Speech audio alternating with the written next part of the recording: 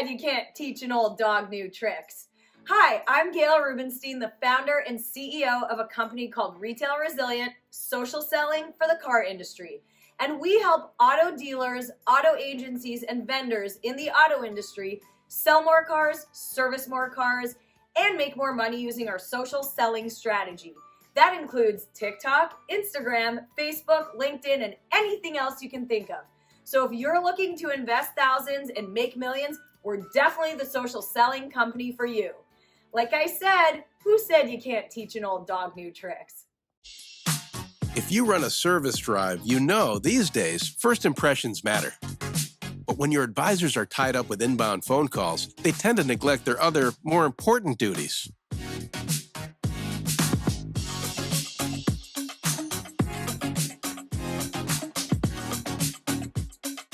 And did you know 75% of all service calls are frequently asked questions in routine requests? The average dealer misses up to 30% of inbound calls, adding up to a ton of missed service opportunity and increased customer churn.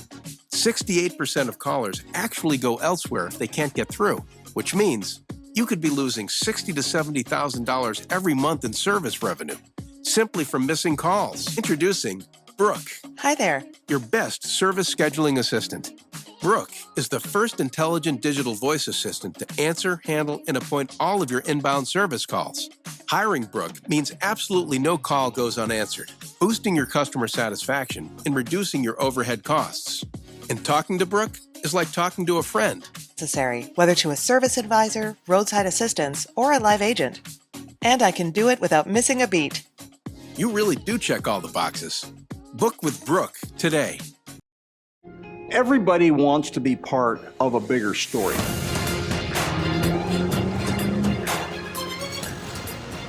We're a small company, but we're going to change the whole industry.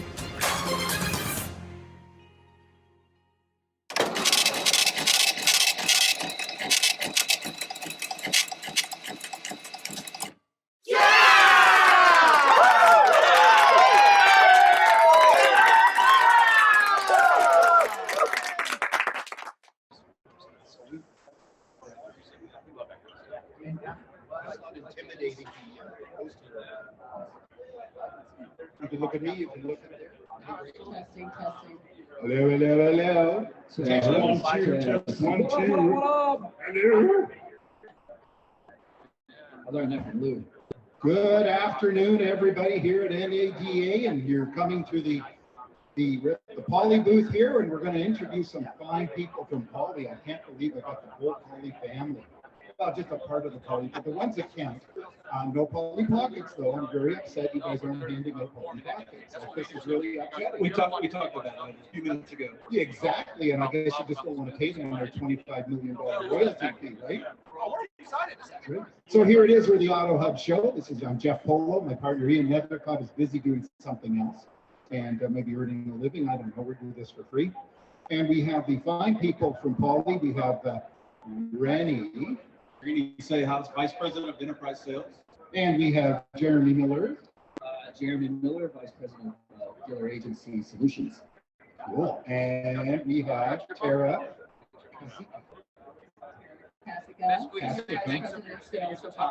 Cool. And I'm Jeff Polo, President, Vice President, and all President of the Auto Hub Show.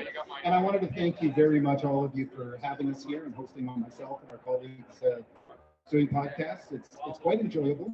I apologize because those two are just way too high energy for me. But I'm finding, Rennie, you and I have talked about the location of the booth here. And it's very interesting that we're in the smaller building with less booths, but you're busier than some of these people way over there. Why do you think that is? I think we've become a destination at this show. We have dealers that are actually walking over to the west. They're getting here. They're parched from the long walk. We're giving them a drink.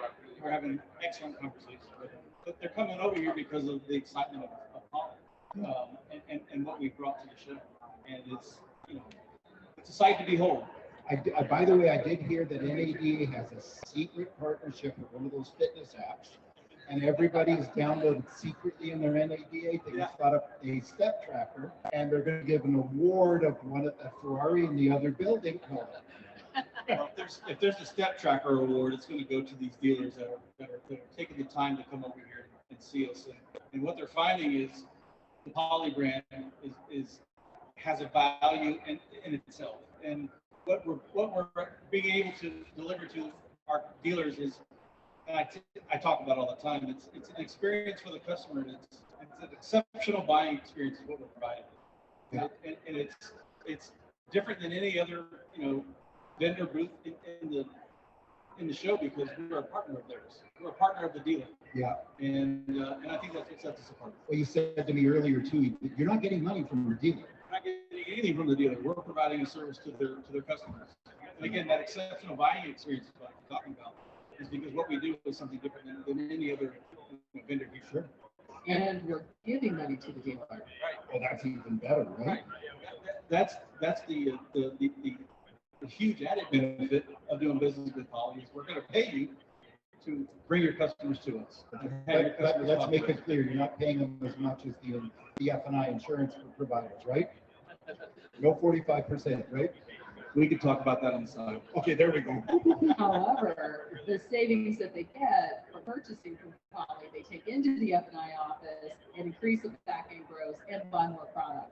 Well, that's a beautiful thing. It really is. It's all about, the customer getting good experience and getting the most money for what they can afford. Even though that's a bit of a byword in the automotive industry, because we talk about customers, but the big thing that we always talk about is how much money did we make versus how many people did we actually achieve their dreams. Well, Jeff Mungen was up here earlier, and he talks about insurance as an experience. But the byproduct of that is the dealer has a huge benefit for them, as far as bringing that savings for the customer into the finance office, and doing something with that savings, and that's selling more product, raising their PVR. And again, the ultimate winner is the consumer, is the customer, because they're getting exposed to something they're not expecting. They're not expecting a dealer to offer them something that's going to save them money. Yeah. They want to know what the catch is. What's the catch? What's up here? Exactly. Well, it's like everywhere the documentation fees is a sore spot. In many jurisdictions, they're illegal, but they always get around them. But dealers, depending who the person is, they justify it by giving them a value-added proposition. So in this case, it's real value-added.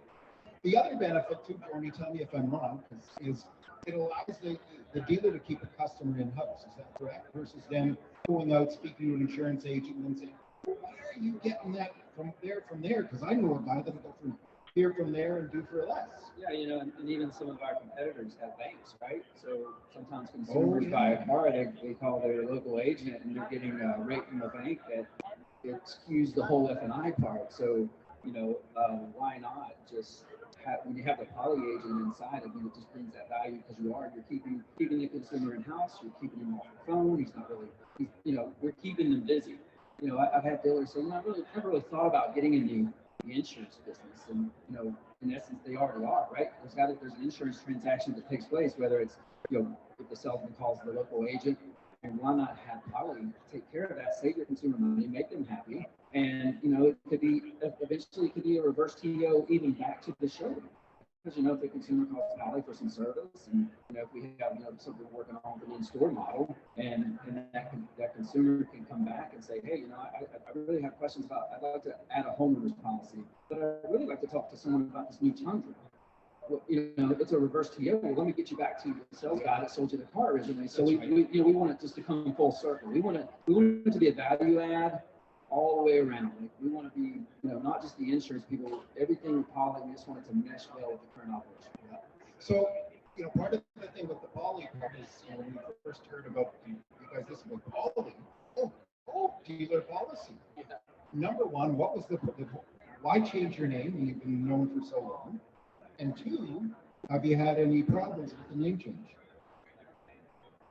I'll tell you what, I am impressed by the number of people that walk by this booth and go, Poly, I like that name. Every had a guy start skipping. It rolls off the tongue. It rolls off the tongue. And the purpose of it is really drive more of a B2C experience for the customer. Remember that name because we want to start when the customer is considering the car, when the customer is on your website, looking at your inventory, even getting a quote to see what that car could cost them. What's really fascinating about insurance buying today is about 50% of people, they consider the price of insurance and it drives the car that they purchase. But when they get that price of insurance, it's generally by calling the local agent that they've been doing business with for 20 years, maybe representing one brand, maybe pitching just the product where they get the most commission. And so at the end of the day, the customer is paying a lot more for insurance than they otherwise could. 80% of customers pay more for insurance than they otherwise could if they went to a direct model like what we offer with them, with lots of carriers. We have over 40 carriers, so you can get competitive rates from all of our carriers and pick the right fit for you and take that savings right into the F&I office. And we're working in that entire comprehensive purchasing model from consideration, thinking about the quotes, giving you the most competitive quote right there on the dealer's website before you even walk through the dealership. And then at the dealership, you're going in now asking for an easy to remember name, which is Polly, rather than dealer policy. How did that work? And that's what Actually, what I could also see, and one thing that comes in the back of my mind, is that for a customer, Polly, first of all, it's a great name, but secondly, if the first word's dealer, dum dum dum. Here comes what's going on? Right, exactly. So it's the Poly name obviously allows us to also be a much broader company. Yeah. You know, we're not just dealer centric, we're customer centric. And one of the things that dealers always talk about is customers. How do we retain customers, make customers for life? And I talk to dealers all the time, and you know, if we sell the car, we service the car, we finance the car, and now we insure the car, where's that customer going to come when they need another vehicle? Where are they going to go? They're going back to that dealer that's taking care of them. And you know, these days, as we all know, if they visit a dealership, they only visit 1 point something dealerships if they do it live. And I'm sure that I'm not a student of the online statistics, but they're probably not doing a heck of a lot more. And one of my favorite discussions is the lack of people who respond to leads. The first person that responds to leads generally gets the business unless they're a total yo-yo. That's correct. But we don't have yo-yos in the car business, do we? Yeah. So other than maintaining business and keeping that customer, what else is in it for a dealer? I don't want to say dealing with Paul because they kind of do, but what else? What else do you offer? You know, it's the insurance verification is a value add, right? So, you know, it's important to know that when a consumer buys a car, that, you know, they're covered, right? So you have a peace of mind as a dealer knowing that when the customer drives off the lot, you know, the insurance is verified. That's one thing we're working through with the in-store model is that value add of verifying that insurance. But not only that, you know, the customer has real-time quotes. There's not a lot, you know, like the downtime. You know, the time from the customer says yes to the time they go into F&I. Polly is there to fill that gap. And I can make it I could quote your auto insurance in 5 minutes, or if you're 30 minutes, I can make that a 30-minute conversation, right? You tell me, Mr. F&I manager, how much time I have with the consumer, and we can make this insurance conversation go as long as we need it to go. And I think that's one of the value adds is while the sales guy's getting the car filled up, while it's going to detail, while all these other things are happening behind the scenes, maybe he's got another customer on a test drive. Holly's over here managing this customer for them between F&I. And that's outstanding. Actually, I'm sure it'll also help the subprime department because somebody's already got their insurance lined up and it's like, oh. You know, the consumer we're not even talking about is the one that didn't even buy the car, right? There's a lot of orders going on right now with inventory shortages and all that. I mean, we can make sure they come back. If, you know, we hope that customer didn't buy a car today, maybe place a car on order, we write their current on it. They come back when the car comes in, they do the trade transaction, we have the policy, or we just add the vehicle to the policy. And what we're seeing a lot of too are people that have leases. And you know, that whole lease process was set up so that you'd be out of your car at either, you know, 75% or 95% of your lease. And all of a sudden your insurance is up and the salespeople or the dealer is saying, hey, great news, you're going to get your new Tundra June 2023. Right. So keep your car and be happy. Yeah. And the insurance is up and they say, let me introduce you to somebody. Well, another thing too is some of the dealers that I've talked to today, they said because of the shortage of inventory, a lot more customers coming from other states into their state to come buy a car that they have on the lot. So if I'm going to sell a car on a Saturday and I'm in Florida, and a customer comes from Georgia and they don't have insurance, what does the dealer do on Saturday to get that customer coverage? Yeah. They have to wait till Monday. They might have to, pay for a customer to spend the night in a hotel, a couple nights until we can get a hold of an agent in Georgia to sell them insurance. Well, now they don't have to. Or they drive back to Georgia, or they're still sitting in Georgia, and they make their deal, and then they get a call back from somebody who says, oh, I can beat that, or I can get you the blue one. Yeah. Or the salesman tells the desk that they have insurance and they put them in the car anyways. That doesn't happen. Right? No, that doesn't happen. How many times are, and the business is the same everywhere, but it's different. And I don't know how many times I've seen dealers roll somebody on the spot. And then the bank comes back and says, wait a minute, your bureau's not right. They're not financed. And, but so you mentioned something else. What is the challenge for you? Because you say a deal with all lower 48 states. What's the challenge state to state? Insurance. Yeah, so Gerald, what's the challenge state to state? the majority of states that we're in, it's pretty much the same. We call it the green states. So the process is being reviewed by the Department of Insurance. The documentation is there that we provide to our dealers for consideration. We stay on top of the regulatory landscape to make sure that we're being mindful of any changes in the laws. There are only a handful of states where they look at it a little differently. And for that, we create unique models that work for specific dealers in those states. Well, that's a lot better than in Canada, because in Canada, 10 provinces and three territories. I don't know why they call them that. And there's 20, I'm joking, but there's about 25 different ways of doing insurance. And I don't mean carriers. Sorry? Oh, may we? And there it's the easiest hurdle is the language. The rest is the bureaucracy and who gets what. It's one of the reasons why we partner too with so many different insurance carriers. We have the carriers for the prime customers, and we have the carriers for the subprime customers. But we have carriers that can cover and write insurance for all customers, and no matter what state they're in. As long as we're in the state doing business, we can write them a policy. The big question is, do you deal with the reptile or the ostrich? I don't even know I can't. Oh, Geico or Liberty. Yeah, I saw it actually last night on TV. So for dealers that watch this, what is one thing you would recommend to them? It's one of my favorite lines. It was my favorite when I was selling and managing. Was like, so there's one thing holding you back from buying this car right now. What would that one thing be? What's the one takeaway or recommendation you would give to a dealer in picking insurance? And obviously they want to pick Pauly to get it done, but for anybody. I think it has to go back to what our roots and our DNA of our company. Our founders, one, are in the car business. Most of our leaders have been in the car business for many, many years. So when they're dealing with Pauly, they're actually dealing with car people. We understand the business. We understand the trials, the tribulations, the 11:30 at night deals. Chasing down that last customer on the last day of the month because you're one car short of a bonus from the manufacturer. I remember that. So we understand the car business. We understand the insurance business.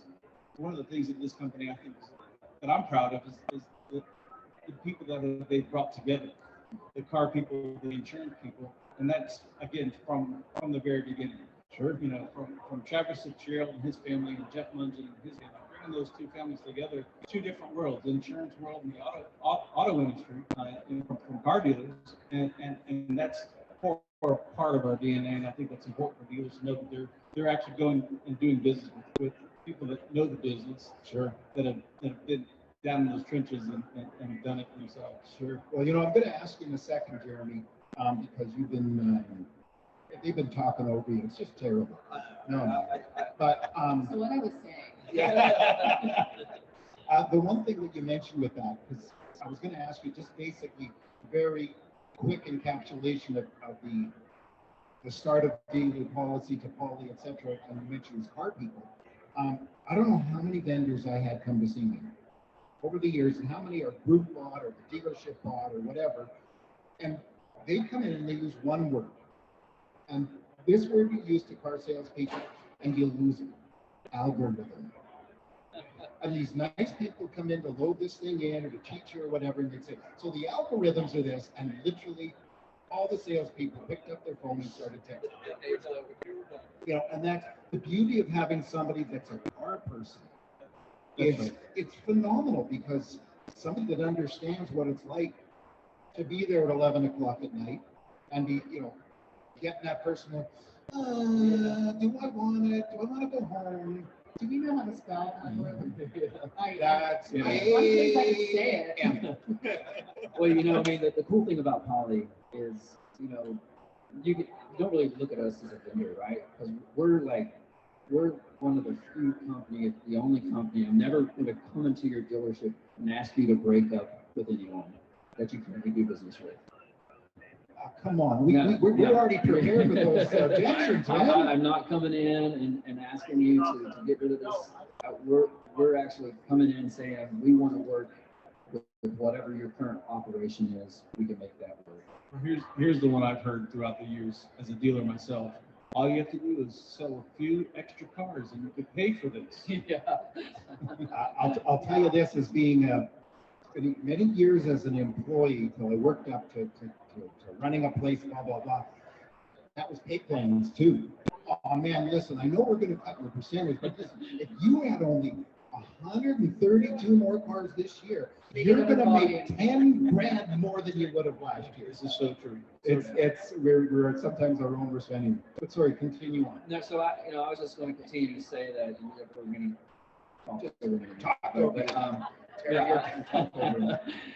I was just going to just say, I've been in dealerships we all have where we see, coffee shops, nail salons, play lanes. We're trying to do everything to attract the consumer, right? We're actually saving the consumer a trip to a separate location or a separate, time of day that they have to go take care of this. It just really just flows well with the car buying process. It's part of the car buying process. So it just really just makes sense for Poly to be there, because and we make it seamless. Like, we're not asking the dealer to do any additional work, and we're paying you for it.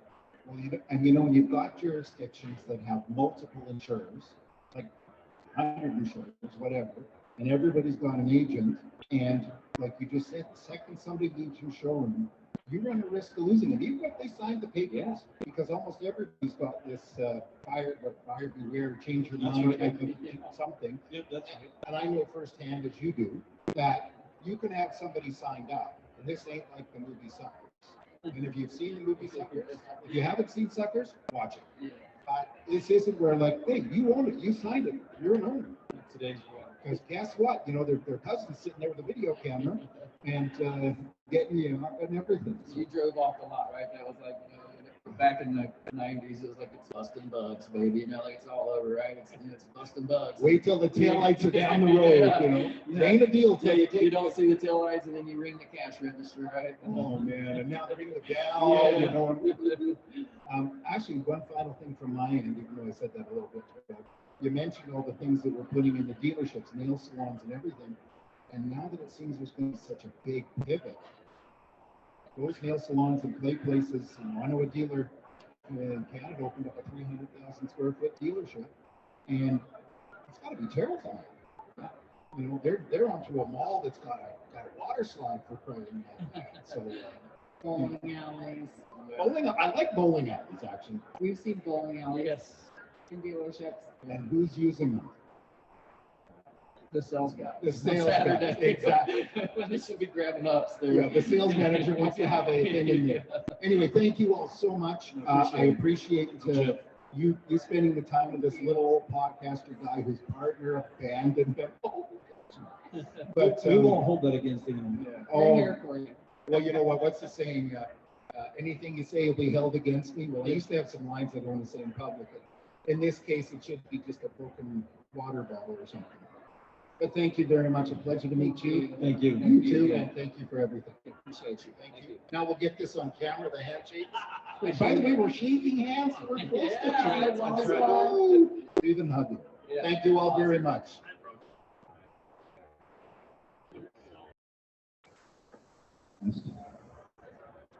Cool. I'm not the carpet coffee spice. I don't have that much caffeine. Where are they? They just left. They were just here reading. Somebody else snagged Ben's stock. Ben's stock's probably over at A-to-Z Sync, wherever they are. They're in this building. All right. Good morning, everybody, and welcome to the Poly Booth, the Auto Hub show here at the Poly Booth. And it's very funny. We're NADA 2022, or as like I like to call it, the Giant Car Dealer Hug Fest. Yes. You know, I have not seen more people hugging like this in my life. And there's a TV commercial I've seen where people are actually, there's a song in the background, we're free, and they're hugging and they're walking up to strangers. So it's a very nice thing to see. Absolutely. It's a lot of fun. And it's actually nice to see what people look like without masks. Yes. Or over 4 inches tall on a Zoom call like we've always been on. I am here with Glenn Pash. And he is from PCG Digital. Quite the company, quite the personality. A man of many talents and many things. And Glenn, please say hi and tell us a bit about yourself. Sure. Hi. Thank you for having me. I'm Glenn Pash, CEO of PCG Digital. We are a full-service advertising digital marketing firm, and we also do a lot of consulting for automotive for the vendor side as well as the manufacturer side and large dealer groups as well. Terrific. And you know, I just mentioned to you a couple of minutes ago that there's so many different variations of a theme here. Luckily, there's only one Poly and one multiple insurance connector out there, so that's kind of good. But what makes your business special? What makes it different? And I won't use the term better because a competitor comes and say, "Oh, I'm better because I've got, my acronym." I think in terms of any marketing that you're doing, digital marketing, it's not commoditized, but in some people's minds, what is the difference between SEO from one to the other, or paid search or social media advertising? It really comes down to the partnership. I really think that's what dealers are looking for, someone who has their back. They don't have to worry about it. They come back to them and they're very transparent in their reporting. And here's what worked, here's what didn't work. And then for us, our company, because of our consultative practices, we also can discuss different products with our dealer partners that we don't sell, we don't have skin in the game, but they can come to us and say, we're thinking of changing CRMs, who do you recommend? We're thinking of changing website platforms, who do you recommend? Poly, right? We just talked about that at our award ceremony. Bringing all of these products out to the market as a third party versus listening to your sales pitch. We review these products every single year. This year we reviewed 55 different products. We did a live stream talking about them. So thinking of the consumer reports for these products, dealers come to us. So that's a benefit for our clients because we can connect. And then lastly, because we are partners and know or have friendly partnerships with all of these vendors, I had someone call me up the other day and said, my implementation of the website is dragging a little bit. And I said, hang on, I can call the CEO and get something moved and fixed quickly. So for our clients, that's a big benefit. You know, that's a recurring theme that I'm seeing here is it's friendly competition. I'm talking to a lot of people who are saying, well, you know, they're pretty good. And actually they do this better than I do. However, blah, blah, blah. And I've seen very little of anybody, even as I walk by and listen to things of somebody saying, yeah, you don't want to go to that. Well, we've never thought of building our business tearing someone else down. That's just not a good strategy. You know, I remember early on, we also host 2 large events, marketing events twice a year. And so people would say, why would you have other people who do what you do there at the same, aren't they competitors? And I said, there's whatever you want to say, 15, 16,000 franchise dealers, and how many independent dealers? I said, if they had 1,000, I had 1,000, we'd all be doing cartwheels down the street, and there's still tons for everyone else. So really, it's understanding that we've had times where we say to them, they're a better fit for us, or we can't work with them because we already work with someone in the market, so we try to be as exclusive as we can. So I have friends who run agencies. If I can't do the work, I'm going to point them to them because I know they'll be taken care of. And I'd rather that for someone than to say, oh, we're better, they stay and come to us. Because if I win business that way, someone will do that to me. And that means that person is swayed by bad-mouthing someone else. And someone will eventually bad-mouth us. And I'd rather not do that. And it's very funny because we in the car business, way back, that's what we did. We just said, you don't buy Ford because they're found on road debt. Sorry, they're not. You don't buy this and that. And it's a little different now, and I mean, in all my years in dealerships, somebody said, why do I go to you versus that guy down the street? And I usually start with, well, if you like me, you deal with me. If you don't, that's fine. Right. I try to provide better service. I try to provide a better experience, but ultimately it's who you like. Well, I think it's also how you portray yourself in the market. So my brother and I, early on when we built the business, we wrote, we spoke at events, we answered people's questions. We found our philosophy is helping and doing the right thing. And I had a dealer group come by yesterday and said, I'm here because I followed you for years and I always think you try to do the right thing. Can you help me? I said, sure. And I've had people sit down with me at an NADA, and they said, well, I have to choose between these different, programs because they're in my manufactured program. And I would spend an hour, and they said, I can't believe you spent an hour talking to me about something that has nothing to do with you selling your own company. I said, well, you didn't ask me about my company. You asked me about this.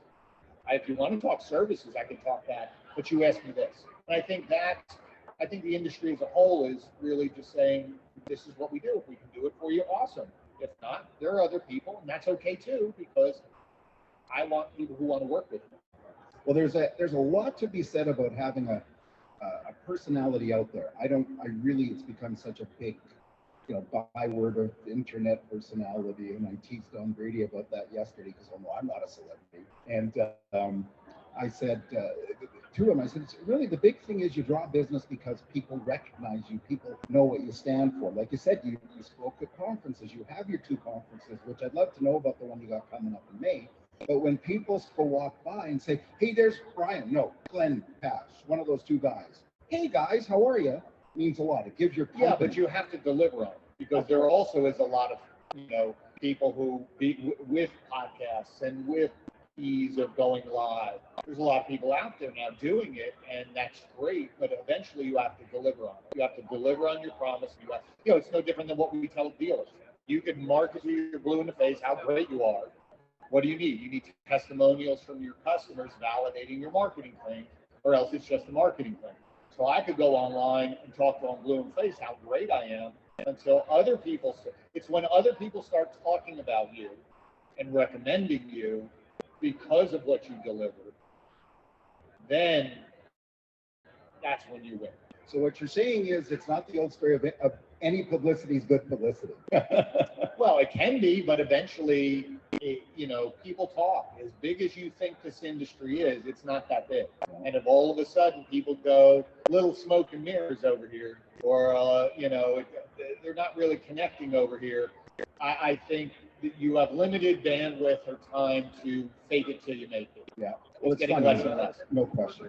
And we're this little podcast from Canada, and I'm walking around here, and this year there's not a lot of big Canadian contingent. Don't know why, but I see all these people I've only seen online. I've only seen on LinkedIn. And they go, Jeff! And it's like, and then you recognize them and you say hello. So tell me about your conference coming up in May. Sure. It's called the Digital Marketing Strategies Conference. It's being held in Napa, May 20th to the 22nd to the 25th. It's a Sunday through Tuesday. It's a little different because this is a very large trade show. We are focusing on marketing and strategies for dealers. It's more of we call it a 3-day conversation.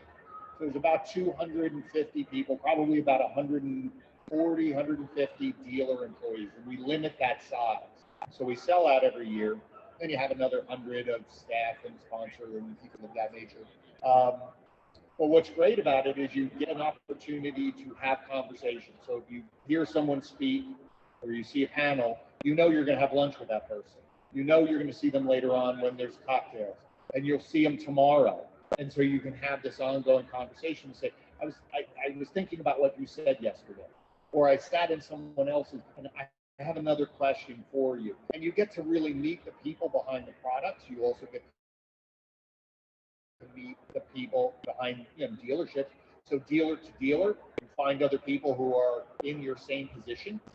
It's different if you're going to a 20 group, let's say. There's a single point store, but you have a 10 store group. Your issues might be different. Here, you're meeting other people who have 10 store groups, 20 store groups. You're meeting the people who are the decision makers, both on the vendor side and the dealer side. So a lot of great conversations, and people really like it. And we always are trying to push the envelope and talk about way more progressive things, or that next thing that's coming down the pipe, versus just, how do we do X, Y, and Z, which is okay, but we want to talk about what's happening now. What are things that are confronting dealers that maybe no one's talking about yet? Well, things are certainly evolving really quickly.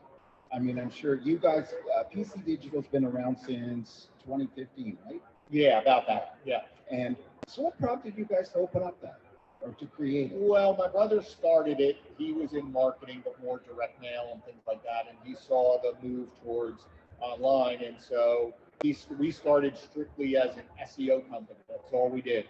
And it was him. And I joined him probably 3 or 4 years later, because he was helping me launch a company. So he was saying, you got to have a website, you got to blog, you got to speak. And I actually spoke at Digital Dealer before I joined him on customer service, and why customer service is important, because that's what I taught. I mean, I laugh. I go back and look at that presentation. I'm like, oh, we're still talking about that. And so we just started in that. We saw a need, and we just built our business through speaking, writing, and we evolved our product suite to include paid advertising, that whole suite, social media advertising, email marketing, direct mail, all of that to help from a full service. Plus connect what you're doing offline to what you're doing online to what you're doing in the store. This whole cycle of what we call connected marketing. Well, it's very funny because the big topic versus pandemics over maybe, but that was a great opportunity for digital operations. Obviously, everybody they won't be rushing to many of them, and there are people that have done very well, which maybe not.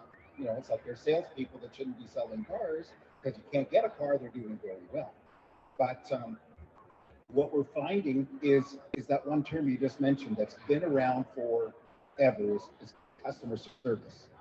And it's a bit of a cliche, but they discovered that when you're haven't got somebody sitting in front of you, and you can't be really super personable, like I always did very well, just being a kind of wacky guy, all of a sudden you really have to do it right.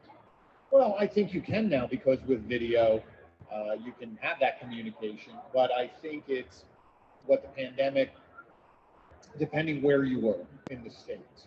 Some states were more open than others. I was in the Northeast in New Jersey, where everything locked down. So if you wanted to sell, you had to figure out a way to do it over the phone, through email, through using, a lot of people, latched on a digital retailing tool without really thinking it through. But they had to. The key is now, what did we learn? What changed in your process that sped the process up, eliminated time, dragging on and on and on. And so now that we're back face to face, what can I still apply to save customers time? Because even if you've changed a couple things and you're back face to face, those people who bought over those 18 months online in that very fast pace, okay, let's do it over the phone. Come in, that signature, here's your car, leave. They're going to want that plus when that lease is up in 3 years, or when they're coming back 4 or 5 years from now. They're going to say, that's what I want, faster. So it's not so much about online, it's about giving them the ability to do whatever they want to online, and then really figuring out your process. Can I pick up where they left off when they get here? It's all about time. It's removing steps. And it's not that you have an hour somewhere that says, oh, it's an hour that I have this. This is where it was. It's 5 minutes here, 10 minutes here. Can I switch? And so you have products like A to Z Sync that's in this hall, or Fuse Tech from the Walter Group that did this, where you're starting to move to a single point of contact. Why can't a salesperson do everything plus finance? Because it's just a better experience. And so everyone's starting to rethink, how can we speed up the process for the customer to make it easier for them, and it's a better experience. Well, and these new digital retailing operations, we don't want to use the swear words to start with C, they're doing that, and they're not really dealing with specifically a person. They're going online, picking a car, they're getting their financing, and it's a pretty quick process. And it sounds like the dealers have to, you're right, they have to rethink that, because while F&I is a great profit center, they have to rethink how they're going to make money from there. Well, but they do. And the thing is that everybody, we have a tendency to think, oh God, that those companies are killing it. But if you look at the volume, even if you look at franchise and all of the digital retailing, when we've studied it, less than 10% of the people are going all the way through. So there's not a large group. Let's stop kidding ourselves. I don't think there's a large group of people that want to buy fully end to end. They don't. I agree. They don't. They want to drive it still. What they do want is to save time. So if I can configure my payments to say, can I afford this, without having to give you my name, like leave, stop, just stop that. If I can get a value for my car without you and let me give you my name when I want to, or remove all of the forms. We've been preaching for a few years this idea of conversational commerce, right? So if you think about it, if I put my name on a form and send it to you, I go back to my life. Now, what do you have to do? You have to chase me. Yeah. Why, if I say check availability, why do I have to fill out a form? Why can't I just talk to somebody in your store through chat? If I want to get a trade value, why can't I talk to your used car manager? If I have a question about this car, why can't I talk to you? Like now, think about that. If you really look at your analytics, and we study this all the time, even if you're trade-in tool, I don't care what trade-in tool, trade pending's right over there. Great tool. But if you track how many people click that button and how many people submit, there's a gap. Whatever that gap is, theirs is better than others. But let's say a dealer is looking at a trade-in tool and saying, I got 50, 100, 200 trade-in tool, and they're happy as hell. How many people started it and didn't finish? So now if you say, okay, even if it's 1,000, even if it's 500, you're saying I'm getting half of them. Wouldn't you want to talk to the other half? Yeah. Why wouldn't I have 500 conversations? Yeah. And maybe they're high funnel, but I start conversations and they stay with me, versus what they're doing is continuing to chase dealers till somebody gives me an answer and I get a little bit from you and a little bit from you, a little bit from you, till finally I go to this person and now I'm prepped now to have a conversation. Why wouldn't I be that person first out? So that's where it is. It's you're breaking down the barriers of this. I have to have a name. I need leads versus conversations. If we start saying to ourselves, how many conversations do we have with our customers, not just on the phone, on our website? Because most of you good websites out here are getting 10, 15, 20,000 people on your website. How many leads do you actually get? Nobody actually thought about that to say, wait a minute, we're not staffing our online showroom like we staff our regular showroom. You have all these people who are looking out the window waiting for ups or waiting for people to come in, but yet you have all these people on your website raising their hand, filling out forms, or getting frustrated because they can't talk to somebody. And there's this disconnect. That's what I think people really need to understand. And our clients are starting to really embrace it. And they're going, holy goodness, I'm having all these conversations now. I'm setting more appointments. Well, duh. Well, the funny part is, you mentioned this many visitors, this many leads, and how many of them are actually being contacted. A connection of mine, an online friend of mine, commented about how he went to buy a car, and he submitted leads. He submitted 10 leads to 10 dealers of the product he wanted in his area, because he didn't want to go far. He got 2 auto responses, 1 half-hearted email response, call me, and that was it. And then he expanded it. And he expanded it. He ended up buying a car 200 miles away. But think It's a about, car guy. but think about that.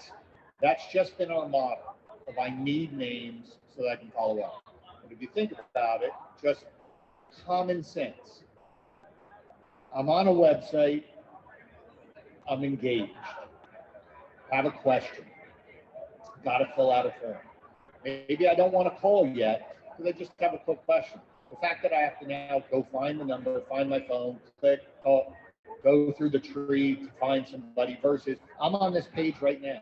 Why can't I talk to somebody? And if I click this button and a chat pops up, why can't they know that I'm on this page? And they say, oh, I see you're looking at that, blah, blah, blah, blah, blah, blah, blah. Like we have the technology. It's just we're not thinking that way. So to your point is that why can't I? Okay, I submitted my lead to you. I went back to my life. I'm now working. I'm having dinner. Now you're calling me. It's convenient for you, not convenient to me. And so that's why, if you're lucky, you're contacting half of them. But then once I start to contact half of them, maybe I get to a point which means half of them show up and I sell half, and everybody goes, man, my closing rate's 4%, 3%, 2%. I'm like, but what if you spoke to all of the people who had a question while they're on the website, because that's your showroom?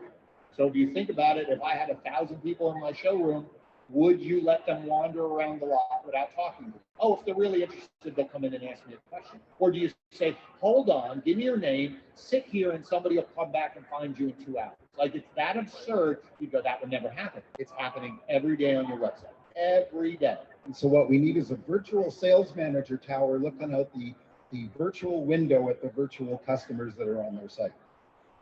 Yes, and there's some technologies now that are going to be able to do that. But even if you just said, wait a minute, we're removing all the forms. No more forms on the website.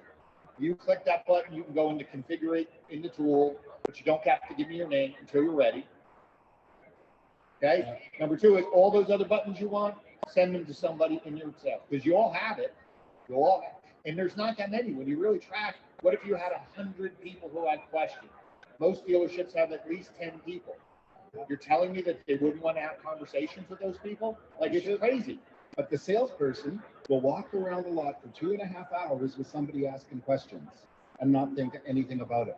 And do you know what the number one response that I've heard and I've seen and I hear about is when a dealer responds to that, whether it's quickly or a long time, because the customer's sending in questions about 10 cars. Who's this? I'm responding on the Corolla. Which Corolla? The gray one. Which gray one? I forget that one. Because it's been that long, even if it's 10 minutes. In my opinion, tell me if I'm wrong. Even if it's 10 minutes, you may have already lost the chance to engage him. Well, if it was 10 minutes, you probably wouldn't. Somebody's probably still there. It's more the fact of just saying it doesn't happen like that. It's usually hours. Versus saying someone's on the website now, and you have a big button that says, ask me a question. Ask me anything. And you click that button and I talk to somebody in the store and they can see where you are and you say, hi, I'm Glenn. I see you have a question about the 2020, what can I help you with? By the way, can I use the ask me a question or do I have to pay royalties? Whatever you need. All good. I appreciate it. But I mean that when you really think about that, because the dealers that have done that, yes, they get a lot more conversations and but they go, we're retaining those people because we're the only ones helping them. I know what they're asking me now, so I can answer those questions. Now I can follow up versus the only people I'll deal with is when you submit your name, and even then, it's after the fact. Yeah. Dealers who have embraced this are seeing such a huge lift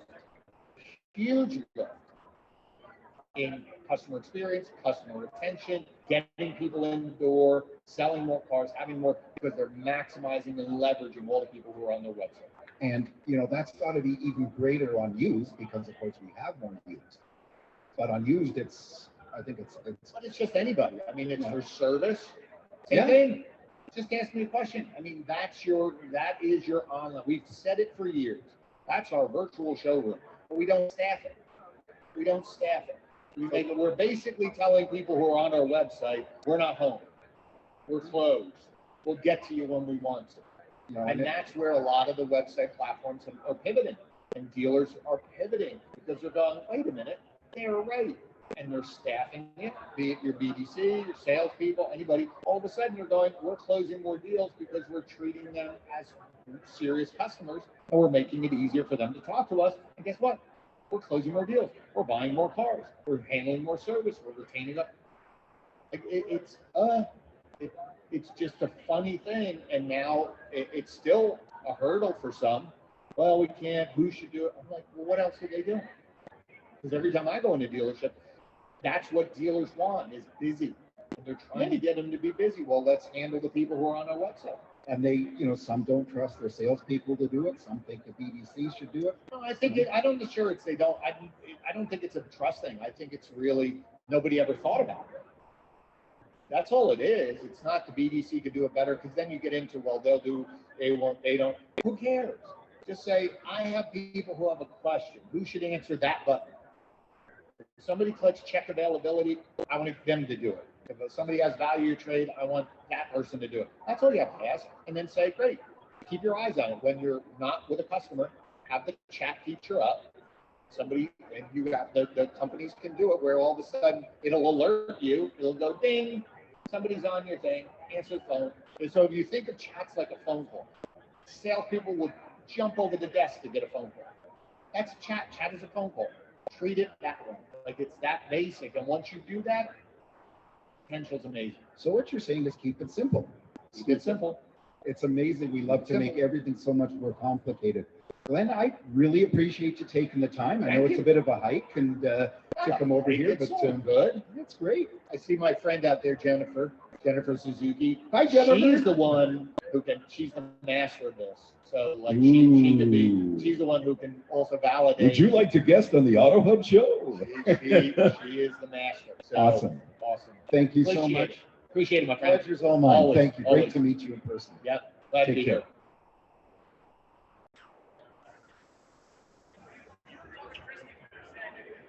So this is the Auto Hub show live from NADA 2022, or as I keep saying, the International Automotive Hub Fest, which everybody's liking to see each other for the first time in a long time. Well, yeah, you're just not my type of hub.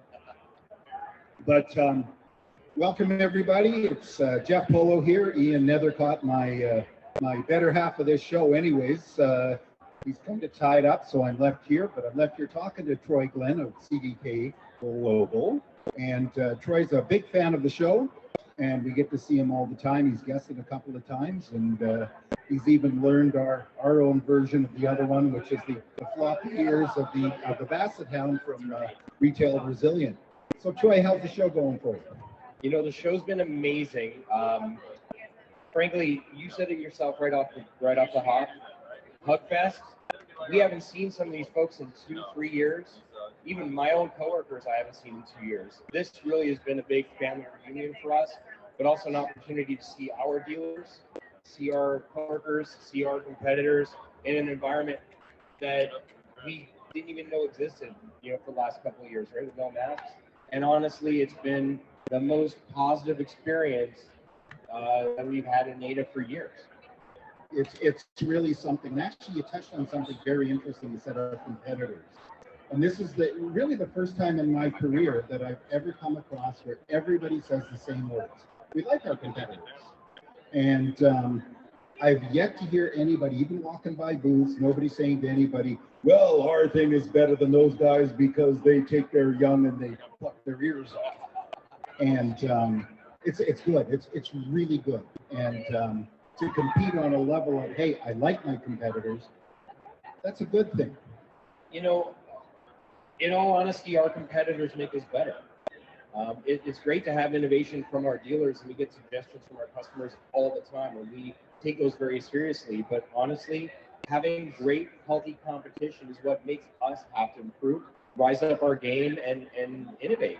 And so, yeah, if it wasn't for competitors, a lot of these companies wouldn't exist today. And frankly, even the floor of the NADA trade show over the last 5, 10, 15 years has changed the complexion 100%. It's unrecognizable now because of the new startup and disruptive companies. Yeah, that's very true. I mean, I'm looking over here at a company that does private party purchasing vehicles for dealers. And, heck, 2 years ago, there was one, if anybody. Now there's so many of them. But here's a perfect example. We're sitting here at the Poly booth. And by the way, the Poly just won the best booth at NADA. So congratulations to them. It's a pretty cool booth. And nobody will let me on the shuffleboard, so I don't know. But the fact that you're here, they're here, and unfortunately, I think CDK competes with absolutely everybody, right? Well, here's the thing about CDK, and yes, we do compete with a lot of other companies, but I will say this, dealers love choice. They need to have options. When a dealer gets told what to do, that's not a great thing. They have different, there's different business models across different geographies with different markets and different OEMs. And honestly, dealers like that choice. And so we do have a lot of great products, don't get me wrong. But what we really are proud of is the fact that we want to integrate with everybody. So whatever that third party is, whatever that service or product is, we want to do that. And that's really the wave of the future. The software that dealers are using today, in some cases, didn't exist a year ago. And the stuff that they're going to be using 5 years from now is probably still in someone's head in their garage while they're developing it. So honestly, it's the systems and the organizations and the companies like the ones we see here that are willing to integrate and grow are the ones that are going to be here next year and the year after that. Yeah, it's very true. Well, before we went on to tape, you and I were talking about Tesla and how they're really the big dog right now in the EV world, and everybody's coming up. But he still had the foresight, the guts, whatever, to send out all this stuff on the internet anyway, 3, 4, 5 years ago. And perhaps if we didn't do that, we wouldn't have all these other companies today. I agree with you in that if you look at the EV companies alone that are in here, whether it's charging stations or the EV models that are on display from the OEMs, the EV part of this show is massive, and it's going to only get bigger from here. But one of the things we were talking about before is our customers are car dealers, and the one thing that car dealers do exceptionally well is a customer experience. And I think that what dealers are realizing now is regardless of the vehicle, it's all about the customer experience. And we've gone through 2 years of really disruptive customer experience with pandemics and masks and appointment only and plexiglass, that to get right back down to handshaking and selling cars is what they really want to do. And dealers do a great job of that. There's no question there. Many of us had to pivot during all this shutdowns, whatever terms you want, to try to build that type of experience online, on Zoom, on FaceTime, whatever it was. And it's a big thing. And yeah, everybody I'm hearing is excited about people coming into the store. Are you seeing new things designed around about creating an in-store experience that mirrors the virtual one? Are you seeing any new products of that? It's not just us, but a lot of organizations out here are doing that. And I think that what the pandemic has caused is a real need for an online ability to buy a car. And the truth of the matter is no two people take the same path to buying a car. Like some people will walk in and go, I want that vehicle right there. I'm paying whatever the sticker price says, and let's go sign the paperwork. But there are others that do all their research online. They might do a payment calculator. They might get their credit pre-approved. And then they might go in a store and look and kick some tires and go for a drive and then go back home and talk about what options they want with their significant other. Or maybe they get turned into a different direction with a different vehicle altogether. Then if you can go back online and look at those again, that's really where it's at. So I think it's not just online car selling. It's not just in store. It's how do I make my customer journey make sense? Whether I started online or I started in the store and go home and come back and do something else, that's really where it's exceptional. And I think we're starting to see that every dealer and every OEM has acknowledged they need a digital presence of some sort, because there are clients that want to buy a car online, but there's also clients that want to go in the store. Well, it's funny. I was speaking to somebody earlier today and in an earlier cast, and he's saying that the dealers have to create an online engagement very much like the left. Like salespeople, if there's a lead online, salespeople go, yeah, I'll take it. Then they go and have a coffee, read the paper, talk to their friends, and then eventually get back to the person. If they think they get back to them during the day, they're happy. But they're standing in the window while visiting, looking for an up, and 3 people get stuck in the door to run out the door. And that's when he said that to me. I'd never thought about it. I thought, then as I'm hearing, I'm going, wow, that's brilliant. It's true, but it's brilliant. It wasn't that long ago when we heard the stat that 75% of people were doing car research on the internet before buying. And to us, that was a big number. Then a couple years later, we learned that 90% of people were doing car research, but they were doing it on mobile. And we're like, well, this is a game changer. They're not just sitting on their computer at home. Well, what we learned through our analytics and research is that mobile shopper was actually standing beside a vehicle in a showroom, looking at pricing of a similar vehicle at another dealership and comparing them in real time. So it's not even the salesperson getting back to them. It's really just being that adaptive and nimble and transparent and fast. Like it's customers want to move, and they have the research done for most part. Well, this isn't the world today. And you know something, we're echoing everything that's being said out here. What percentage of everything out here is digital? You know what? Just guess. No, I would say easily 75%. Yeah. Is a software. And 5 years ago. 5 years ago, I remember the day that we went to NADA and they announced that 50% was technology. Now it's more, and you could argue that every single piece here has a technology component attached to it. Even the fellas that are selling uniforms down the way have ways to manage your account online and track things that way. So it's not going away. Digital's here. And the reality with the dealerships is many of them were uncomfortable changing their methodology. They're like, my dad did this, his dad did this, we've done handshake deals for years. Now, this is an industry that's found itself thrust into a digital age, but also it's great. It's efficient. Customers like it. It's transparent. And the last thing is it truly does, and there's lots of evidence to prove this, result in bigger gross profit for the dealers because the customers have the pricing in mind, they have the payment in mind. There's no need to go in and go back and forth in the box anymore. So how does the shortage of inventory affect the comment you just made? Because in some cases, people are saying, oh, I can get a car?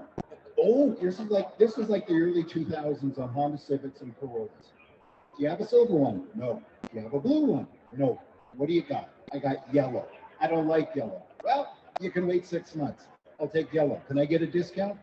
No, but by the way, that one's got $3,000 spoiler on it. So it is different. I think what the inventory situation is truly the dealers that have gotten creative, whether it's through software solutions or trying different ways to acquire vehicles, whether it's through private parties like that company over there, or through online auction or in-person auction or other creative ways of getting vehicles. There's a dealership in British Columbia that has a full-time employee working in northern Alberta, buying trucks from people who work on the rigs that leave Alberta because their job's over, whatever, and they don't want to bring the truck back, and they're doing great volume. So if you're creative, there's cars out there, and those dealers are the most creative and most willing to try things. Some of them fail, but if you try nothing, you're going to be in exactly the same situation as the dealer that has to ring the lot with vehicles on the outside, so it looks like they've got something on the inside. We've seen it all, right? Well, it's very funny. Innovation is what we're all about. And a long time ago, I won't admit it because I don't admit I was in the business that long ago. Dealer I worked for got innovative. It was a Ford store. He took a Ford pickup. He bought a camper, put it in the back, had a salesman, went up north, and he drove around from town to town up north, and he sold trucks like candy bars. It was crazy. And we had a delivery guy. The only problem was he lied. The only people called me and said, I don't know where the guy told me that the four-wheel drive switch was here. Well, they didn't have electric four-wheel drive there, and he sold them a two-wheel drive for the price of the four-wheel. So, sorry, you were going to say? No, I was just going to say, you know, the other part of innovation is really transparency. That this online world is really driving things to be transparent, whether it's pricing or financing or inventory. If you go to a website and that inventory is not there and it blinks out, that you can't hide that. And so I think the transparency is going to benefit the consumer, which will benefit the customer experience, which will benefit the dealer. Well, here's something very interesting. It's the innovation, and you will find independent large lots can be very innovative. And I know a few of them in our neck of the woods. We both live in Vancouver, BC, and or generally. And I know some used car dealers that have 300 and 400 used vehicles on the lot. 2021 Sierras, 2021 F-150s, Highlanders, Pilots, etc. And you go to the GM store across the street, and they have nothing. And they have 4 cars parked sideways to make it look like they got something. And I like to pick on these guys. There's a Toyota dealer not far from my house, and they've got 4 cars in the front. Why? Because he's got a pipeline coming. He can still deliver a 70, 80 new a month. Doesn't care about used because you can't make any money on used. I don't know if you know that. He's brilliant. He can't make any money on used. But yet I go on the auction and I look, and there's 2021, 2022 Highlanders. There's 2022 Tundras on the auction, bringing over MSRP. And if he had that Tundra on his lot, used, so he doesn't get in trouble, would he get more than that? You know, it's interesting you say that. I think that a lot of dealers have acknowledged the fact that they need to ramp up their used business because it keeps people in the family. I mean, if I don't have the vehicle for you, but with my OEM, but I can use a similar OEM, why wouldn't I do that? I mean, you're still going to get my great service. You're still going to get my great customer experience. And when you are in the market for a new vehicle, well, maybe you'll choose us. But why would I let someone walk out the door because I don't have the right model when I could have it? I mean, the Kia dealership just down the road from my house has one marquee spot in front of its lot for a halo vehicle, so to speak. That vehicle right now is a Jeep Gladiator at a Kia store. So it's like, hey, I got the market, I got the units, I've got cars, and if you want a pickup truck, this is a good one. What a great message, right? Well, if it's the people I think of, they made their money. They became Kia so they could sell pickup. But you know, it's a funny thing how we let these things just pass us by. And we see that, and I have a friend of mine, and he has a vehicle coming up on a manufacturer's list. I won't say what, because we don't want to flag anybody. He cannot get a car. They will not extend his lease. So he has a choice. Buy it out or turn it in, order a new one, and we'll give you a discount on a new one in about 18 months.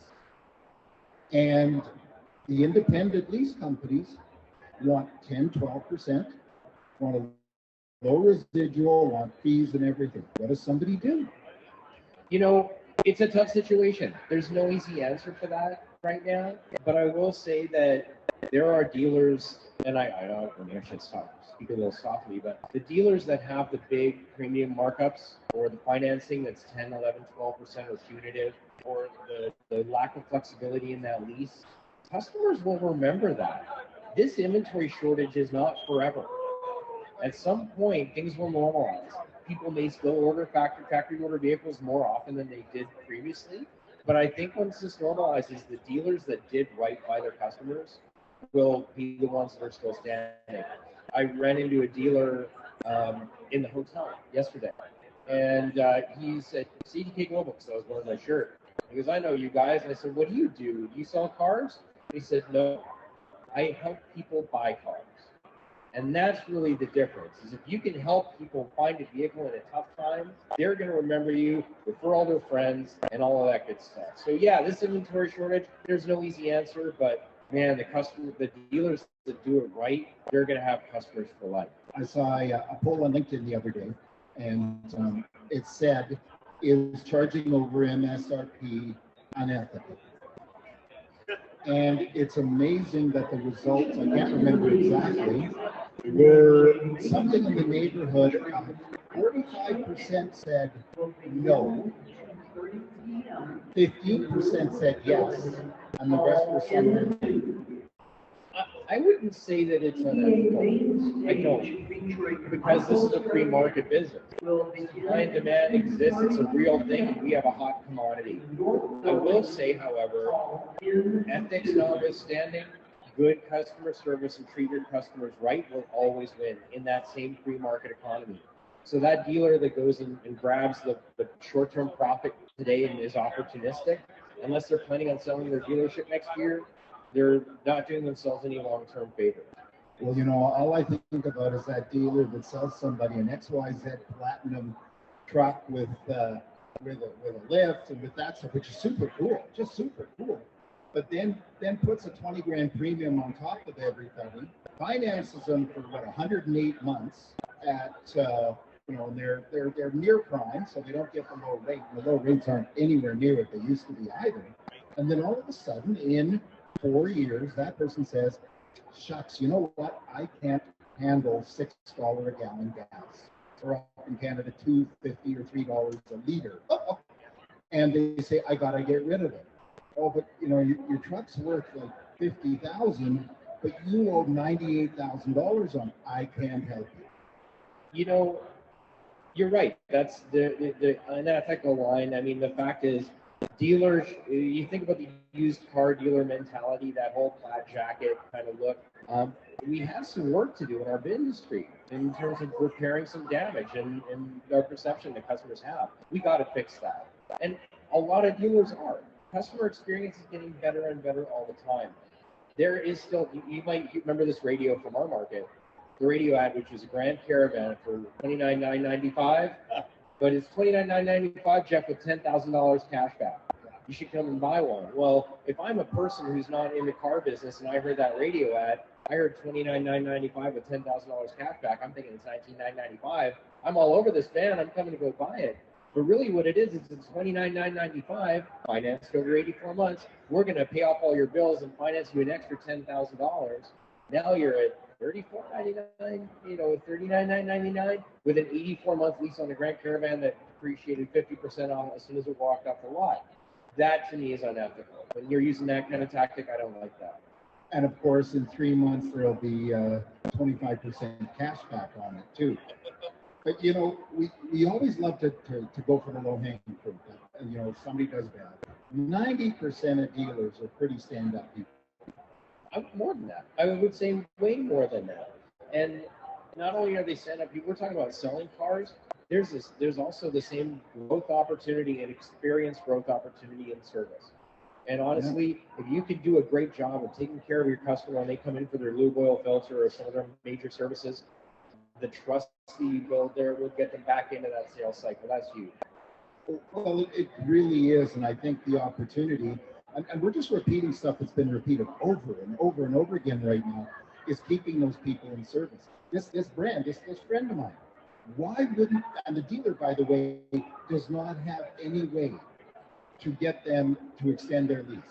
It's a big group. They've got 5 stores and they do, I don't know, 8,000 cars a year, whatever it may be, and they have no way to keep that customer. And all he could do, and it's a luxury line too on top of that. If it were me, I'd say, I'll tell you what, I'll subsidize this independent lease with this company. We'll extend you and we'll order you a new car. A guy you know well from our show, and a fellow that we have lots on from out east, Bill Camasco, he does just that. Their lease is up, he gets them into a used car, he gets them on a payment plan, calls it a lease, whatever the rules are there, and orders them their new Caddy. And they come in with a Land Rover. Well, you know, and it's funny too, because being creative and not letting people leave the lot is exactly what every dealer wants every salesperson to do. They're like, why did that person leave? You know, go chase him down, go run after him, go throw yourself in front of their car, right? Well, sometimes it's just a matter of being creative and find a solution together. And it's like that dealer I ran into last night at the hotel. He's like, I don't sell cars, I help people buy cars. Yeah. Find a way. That's the way. And you know, actually something came up this morning too, is that there's somebody live on the lot The manager goes to salesman. What happened? Da, da, da, da, da. Okay, call them down now. Say, by the way, I forgot to tell you it comes with an extra whatever. But the online leads, they don't do that, do they? You know, there's retargeting and remarketing and things like that. But there was a study that came out checking on online leads, and the number one response to an online lead during the study was calling. The second most common response, Jeff, was nothing at all. Nothing at all. So, you know, the online lead source, you know, we had a dealer actually in yesterday looking at our online modern retailing system, and they only measure their online retailing through how much does that lead cost me. They just treat it like a lead. Yeah. And we all know how salespeople are with leads. They're perfect 100% of the time, right? Oh, yeah. So if you're monetizing this or just commoditizing it down to a click and a lead, you're not gonna win. You're not doing anything innovative or new. It's a new sales channel. We had another dealer that said, you know what, I don't need to sell cars online because my clients don't buy cars online. It's like, no, because they're not your clients, because they're buying next door because they sell cars online. There are people in every market, in every age group, in every region that want to buy online. They want to change the way that things are going. And even if I want to buy a car in person, my son doesn't.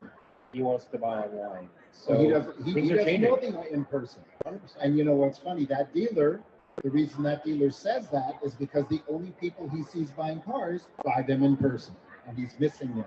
And you know, what's really funny is a friend of mine got into big trouble on LinkedIn, and he had posted how he was looking for a car for himself, and he sent out some leads to some dealers in his area. He wanted to keep local, and I believe the numbers are askew, and every time I recollected different numbers, but I think he sent out 5 leads. He knew what he wanted. It wasn't like, tell me why I should buy. He knew what he wanted. 5 leads, 2 autoresponders. We you know, it's like the music on hold. Your business is important to us. But he got 2 autoresponders, 1 calling, and 2 nothings.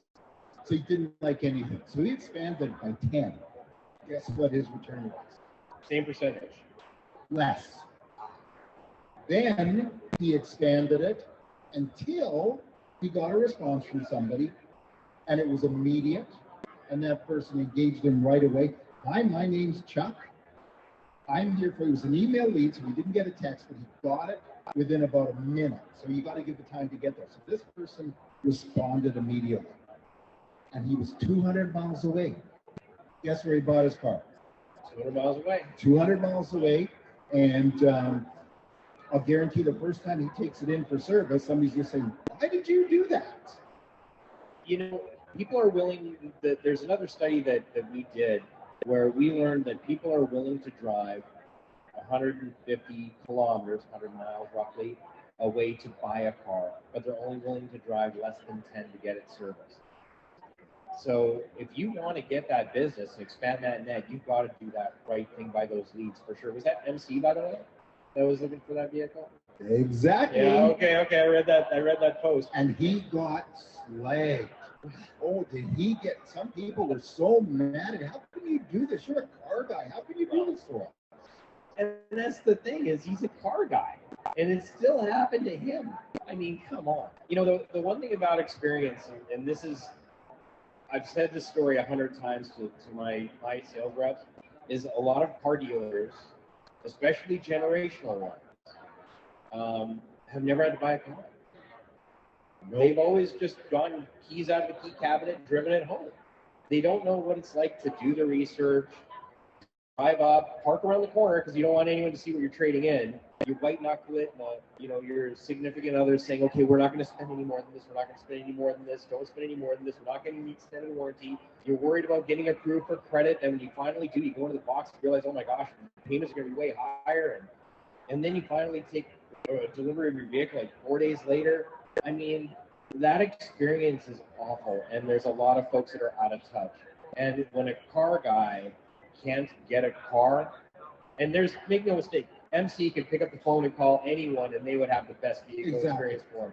But for him to do that academic exercise, it still showed we've got a lot of work to do.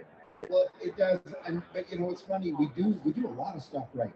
I remember a dealer. He had his son coming up, and he told his son, "Here's the way it's going to work. First of all, as a kid, he did the car wash thing, blah blah blah blah blah. But he shipped him off to a buddy of his on the other side of the country, says you're going to work for him. If you make it as a salesman, and he is interested in promoting you as a manager, and will teach you. Once he says you're good, you can come back here and take it over. If he doesn't, don't worry, you're going to take it taken care of, but you ain't touching my dealership." And lo and behold, he was top salesman, he became a sales manager, and he almost had to fight the other guy to leave. And that's the way to do it. And there's, you know, we won't get into that because there's a lot of multi-generational operations here. And you'll see, actually, it's funny, when you come here, you'll see, you can tell who the dealer is, the father, I hate to say it. And then you will have the older offspring, and you can tell they're the next in line, and then the others. And unfortunately, in many cases, I've seen that the dealers dress normally, the rest are in labels. We're running out of time, but is there anything else you'd like to share to our audience, that a takeaway or an opinion? Or I'll just say this. First of all, thanks so much for having me on. Oh, thank you. This Thanks is awesome. And being in this great booth, and you know, we said it off the start, and I will say this. This is our industry. This is our Super Bowl. Yeah. Right? It's a great show. I've had amazing conversations. I'm about 2 hours away from my voice going completely blown out. But to be able to connect with people in person, see you face to face for the first time, and not over Zoom, that to me was worth the flight down here. We're thrilled to be here. We love our industry, and we're just over the top. This is back. Yeah, I agree, and it's about time we take back that greatness, and people got to talk good about us, because you know. I got to tell you something. If you were to tell somebody you're a tech entrepreneur outside of the car business, they go, "Oh, way to go! Oh, you're in the car business? I don't know." Thanks again. Thank you, everybody. Thanks for watching, and thanks to the people at Poly for hosting us. Have a great day. We'll see you soon. Bye-bye.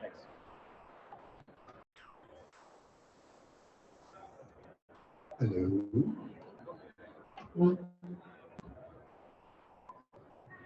Good afternoon, everybody. It's actually officially afternoon. I've been looking at my watch all morning here going, oh, no, I got to say good morning. So we're awake, and we're here in the North Hall of the NADA, or NADA, as people talk about. And 2022, where we're live and we're seeing people. We're not doing this, covered our faces with masks, and God willing, we can keep doing that. Welcome to the Auto Hub Show from the Poly booth here at NADA, and we are here interviewing a very good friend of mine who I just met like 8 minutes ago, but about 2 years ago we met, and I've been telling everybody that, oh, you're not 4 inches tall. Everybody knew I tell it. You are taller than you are sitting down. Thank you. Thank you very much. For me, like, I think that's one of the blessings of the pandemic, that the reach got farther. Yes. We may not have met. We would never have met. We would be, what's a guy from Vancouver, Canada, going to meet an HR person in Sarasota, Florida? That's true. And of course, time to introduce her. This is Sandy Zanino, who is a HR automotive like guru. That's like a capital G. She is from Sarasota, Florida, as I told you. And Sandy, please introduce yourself like we do in the show, and tell everybody about yourself. Well, you were doing a really good job there. Thank you. I'm Sandy Zanino, and my company is called Innovative Auto HR, IAHR. And there's some friends. It's so much fun to see friends here. And I help dealers protect their profits through compliance, training, culture building. And I'm also a diversity, equity, and inclusion consultant as well. You know, every time I go to say that, I get tongue-tied. Diverse, I can't say it. Well, you can shorten it and just say DEI. DEI? Oh, but that's the DEIB. Earnhardt Enterprise comes on their video here earlier, so you can't really say that. But yes, I understand that. I also can't say Sherman Shishima, so that's a problem. I'm not going there. No, you're not going there. So Sandy, we've had a lot of conversations about HR, and one of my favorite things to pick on in the car business, even though I try to be positive, is just how we view HR. And Ian Nethercott, my partner in the Automotive show, who unfortunately isn't here because he's busy working. Can you imagine that? Him and I always talk about that the shows that get the least amount of views and listens are the HR shows. And yet it's such a big area. We talk about this all the time. You know, the biggest single expense of a dealer is their people, and they don't pay attention. Why do you think that is? Well, you know, in a way, I kind of understand it. You know, HR normally, we're very detailed, and while the devil is in the details, it's boring. It's not, you know, it's hard to sexy HR up, right, when you're talking about compliance. Plus, dealers are weary. They're weary from having to deal in this country with the FTC, with the 23 different compliance laws. By the time you get to HR, there is a part of me that understands it. I've been in this industry long enough to get that. However, you know, human resources for me is important. And one thing I always like to say is, you know, if you manage people, you're a human resources manager, whether you realize it or not. And it can make it break. Well, I was with a dealer group that the HR was the CFO, and then they went through the generational change, and they decided to become more corporate. And they brought in a new ops person, and this person had deep experience as a family-owned business. And what ended up happening was they, hello, Jeff Williams, how are you? Sorry, I had to do that. They hired an HR person. This person was cleaning house. And the HR person's job was to handle the house cleaning. And that's got to be the worst thing you could do, wouldn't it? Well, I think it's the worst thing that any manager can do. It's the hardest thing, one of the most difficult things. It's never easy whether it's a warranted termination, especially when it's warranted, right? It's hard. It's a hard thing to do. So, is there a question in there other than that it's a hard thing to do, or is it just that HR is often here comes HR, somebody's losing their job? Well, you know, it was the case of when they went to a formal HR was when they decided they were getting rid of people, and they did it in a way that how would I put it? They upset them so much that people were quitting. And is it fair? First of all, that really isn't HR, is it?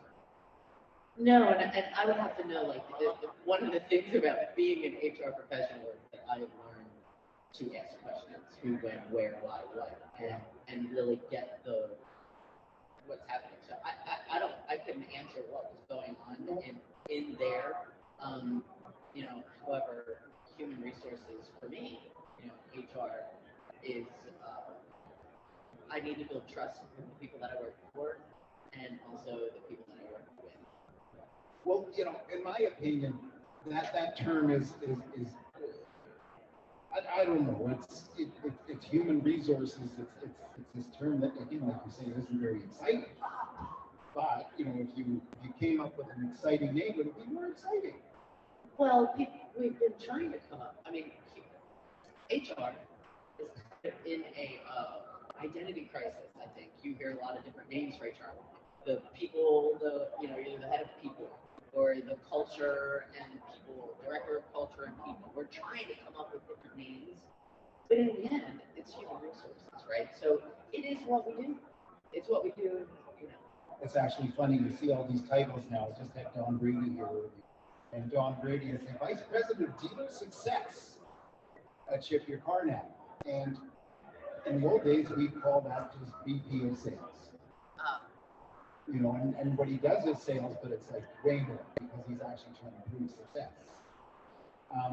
Switching gears a little bit, I'm asking everybody this: what's the one thing you really want to glean from the show? Well, other than being really excited to see people that one haven't met, right, like you. So people just walk by, so people that I haven't seen in a long time. I am looking forward to seeing some new vendors. Yeah.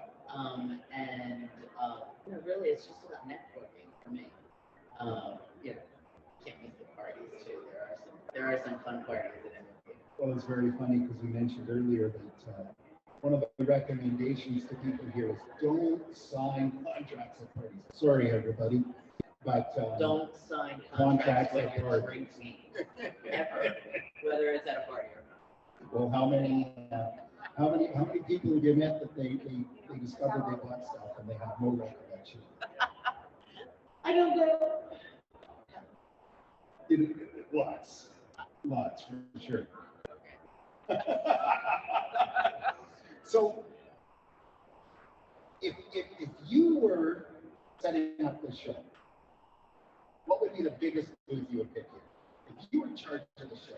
If I was in charge of National Auto Dealers Association show, and what booth would I pick for? What would you make the biggest booth? What would you choose to be the biggest? By the way, I'm purposely asking you weird stuff just because I know how. Yeah, this is like a weird question. Totally. Well, I'm not going to be selfish and say, well, we'll make it, some kind of HR booth. Why? Well, because if I'm putting on a show, I need to think about what the whole, what's the end game of the show. Well, wouldn't you want to have a booth here with a play on, with somebody letting staff go, with actors and everything, and you. So you're talking about a stage where we're doing improv, really? Improv, exactly. That could be fun. We've got a player right here. Yeah, he'd be really good. He'd be good at doing. He's a very good Spanish speaker. He's got some good talents going on with his. Well, everybody does. If you're in the car business, you have to have hidden talents. Well, this is true.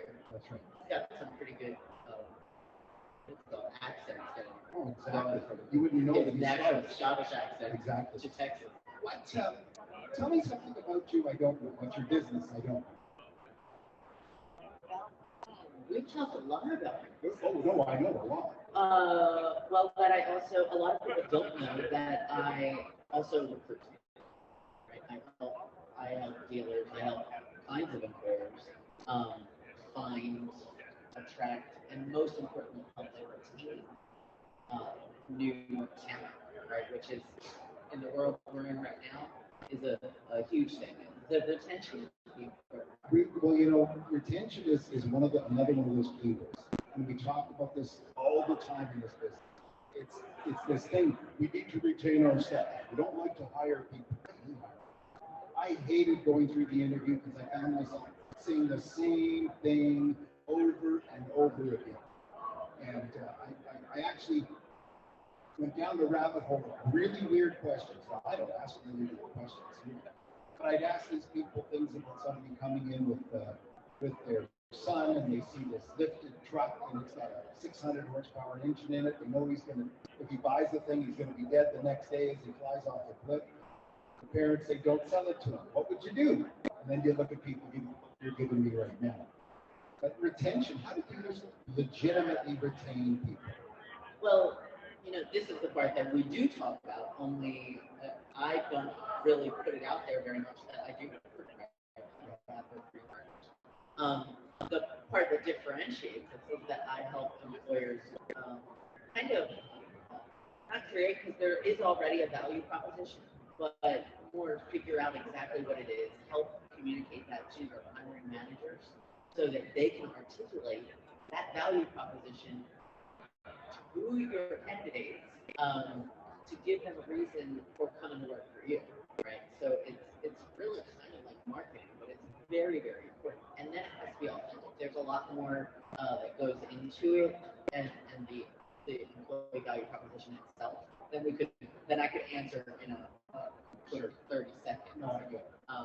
But it's super important for your retention, right? It has to be authentic. You got 30 minutes if you want. We can sit here all day. Well, I mean, just think about values, right? Like most dealers have their core values, either on their website or on their So those values become a part of the proposition, right? And come up with stories, right? So your managers, let's say your values are integrity, service, growth. Those are actually core values from a dealer that I worked for many, many years ago, right? So like, I'll give you an example of one of the things that we did. I implemented a we call onboarding orientation, right? When it was the first day for every employee, not just for sales, not just for your profit creators, but for every new employee. And part of what I would talk to them about is number one, I gave them a little card with those values on it. And here's the core values for XYZ. And then I told them some stories about how those things showed up on a daily basis, right? So they know what the company is all about. And it started them off on a great foot, right? And there are other things that are attributable to their very, very low turnover, like 30% turnover, which is super low in our industry, right? I'm not saying that it was just about me, but it definitely did something. A lot of people view 30% retention as good number. Right. Yeah. So how do we beat the elephant in the room of our business? How do we get away from this thing that we keep falling into with people? I don't know that it's an elephant in the room, because that's something that phrase is when it kind of would indicate something that's there that you don't talk about. We talk about these things and have been talking about things since 1998. I started this industry in 1998, and still the chatter was about turnover. How do we find good talent? How do we keep that talent, right? We've been talking about it for a long time, so I don't know if that's the elephant that's in the room, because we are talking about it. How do we stop talking about it? Talking about it and start doing it. We stop talking and we take action, right? And we really, and it's not rocket science, and it doesn't have to be big world-changing things. You can make one little change, one small step, right? It just starts small. So, did you lose your? Yeah, Not a problem. I gotta say, the coffee bar went up awesome. They did a heck of a job. Thank you. Oh, by the way, again, we're at the Poly booth here, which used to be Dealer Policy, and now it's Poly, which is a much better thing. I'm just waiting to find my Poly pop. So, this business has changed so much over the years. Yet this seems to be the one thing we don't want to keep that we're keeping. And where did it come from? Why do you think it's still here without attacking anybody? Why do you think the issue with people? Why do I think what is still here? Why do you think our issue with people is such a problem? On the dealership level, especially. Well, certainly this one's better. Well, I think that what we need to do, I think that we have these glasses on, right? And we look at employees in a certain way. And some of that is generational, right? Yeah. I believe, right? Like my generation, Gen X, I grew up with a belief that, number one, if I work hard, if I put my head down and I work hard, right, I would be rewarded. That wasn't necessarily my experience, right? So we also are an industry it's an industry that was built by white males for white males. It is what it is, right? Yeah. Now there's the elephant. I said, don't attack anybody. I'm not attacking anybody. I don't mean that at all. Yeah. They've built an amazing industry, right? Like I love automotive. I wouldn't still be here if I didn't love this industry, right? I see the greatness of this industry. Yeah, I've had lots of opportunities to leave it, and I still keep coming back in different forms, but I'm coming back. Right. Well, just think about that small thing. For many people, for many men that look like you, putting your head down. You mean good working looking hard, guys? that's Come it. on, tell me the truth. Putting your head down, working hard will be Yeah. wasn't necessarily my experience, because I work my ass. But I have to tell you something. It isn't necessarily true because, you know, I came from you work hard. I started in the business when you were, you know, you got there when it opened and you left when it closed. And if it closed at 9, it closed at 9. If it closed at 11:30, it closed at 11:30. And I saw and I experienced many people that came in and say, yeah, you know, we're going to go a different direction. Thanks very much, bye. And I've seen a great work experience. Well, that's where I was heading actually, like that generational thought of, you know, on time is late, right? Like get there early, be ready to work, get there, just do what you're told. Don't make any waves. Don't do what I do what I say. Or, well, that's an aspect too, Yes. right?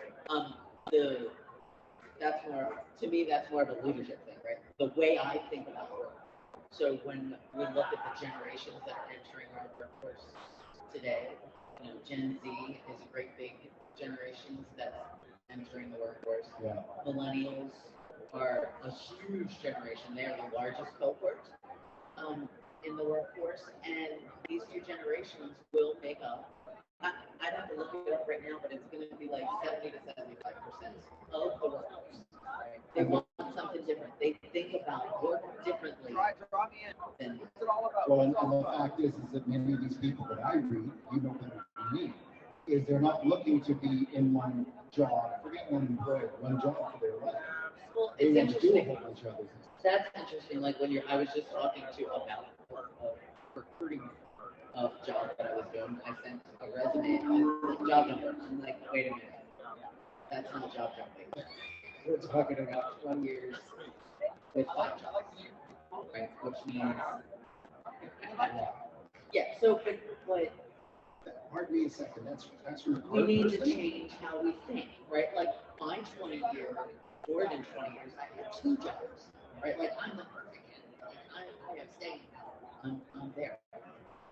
However, moving, if you're not moving on, right, people are going to move.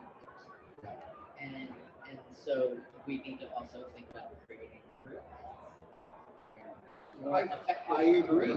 You know, and it's meaningful and it's funny. This business is very hard for that because there's not a lot of, you know, if you take a salesperson, you take a tech, and first of all, a technician, they train their whole lives to that point to fix cars, and it's a little tough for them to move up.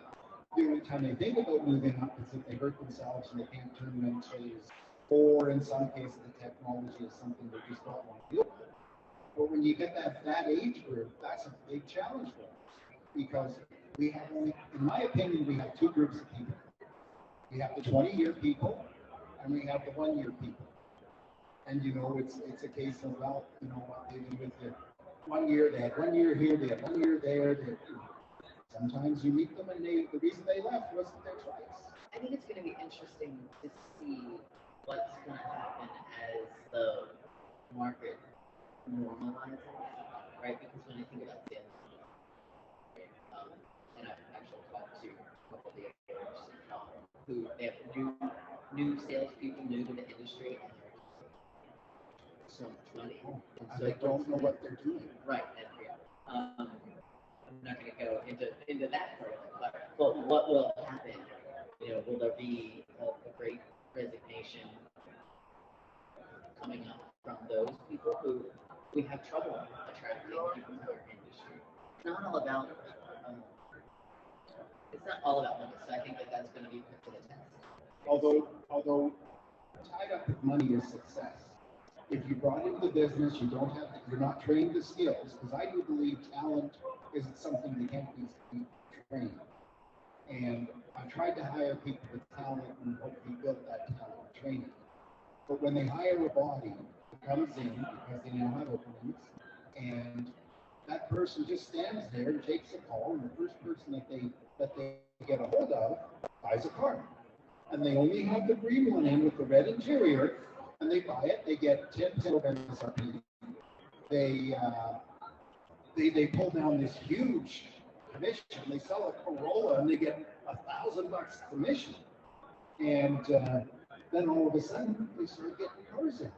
And now they have to start competing. We've had a couple people on the show, dealers that are scared witless about what their salespeople are going to do, what their teams are going to do as inventory builds up. And then they're going to have to pivot from, well, you can put your name in, or here's that one, but it's 10 grand over MSRP, to what do I have to do to earn your business? So, you know, that's, I don't think we're going to have a great resignation. I'm afraid we're going to have a great jumping the ship, be it resignations or something else. I'm not sure what word. Exodus is what you're. Oh, Exodus! I like that. I never thought about that. You know, I would if I had a client who talked to me about that, I would probably recommend that they start being open with their sale about their fears. Like here's what's there. You know, if these are new people, they don't understand our industry. What's like normal. They have no idea. So, and then they discover. So they've been sold, right? You know, they need to understand. You know, here's how you're going to make money going forward. Right? Like here's your simple pay plan. Another thing. Oh my gosh! Well, that's a whole other. Here's your pay plan that you can understand, that your neighbor who's never worked in car business can understand. Yes. That's well, yeah. we all think, well, that's paying commission, and that's the thing you hear about the new generations, Gen Z. They don't want to sit there and work 12 hours for $200 paycheck.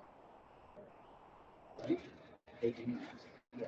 I don't think anybody wants to work 12 hours for $200. Here, I'm going to tell you the funny thing. And then we're gonna close and leave it to you to like say the yes, and she goes, thank God, because just asking weird questions like that.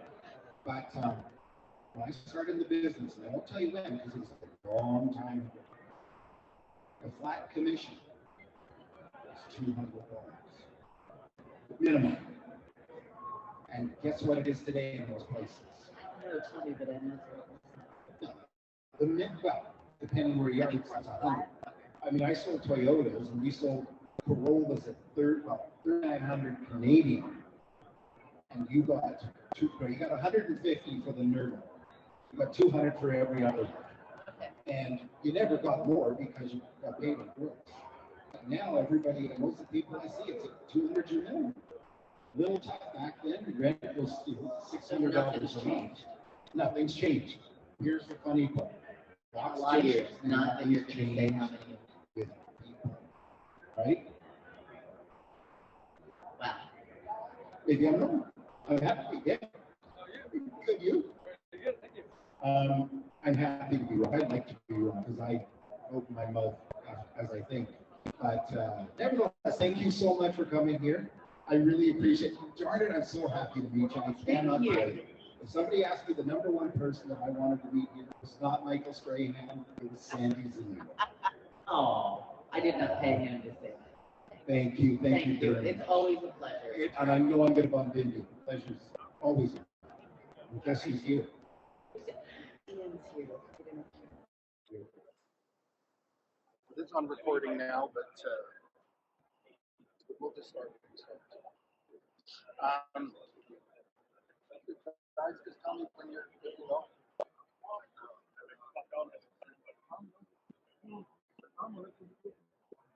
Good morning, everybody, and welcome to NADA 2022 at the lovely Poly booth, formerly, we don't have that old name.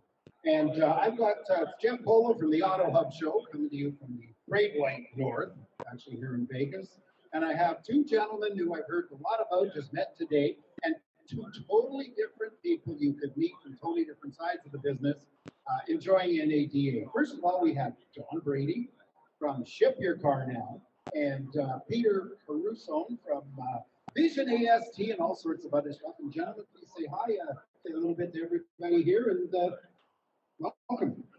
I'll start, sorry. I'm Don Brady. I'm the Vice President of Dealer Success for Ship Your Car Now, and I'm very excited about being here at NADA, meeting a lot of friends, and reuniting with a lot of friends from NADA 2020. Very excited about the show.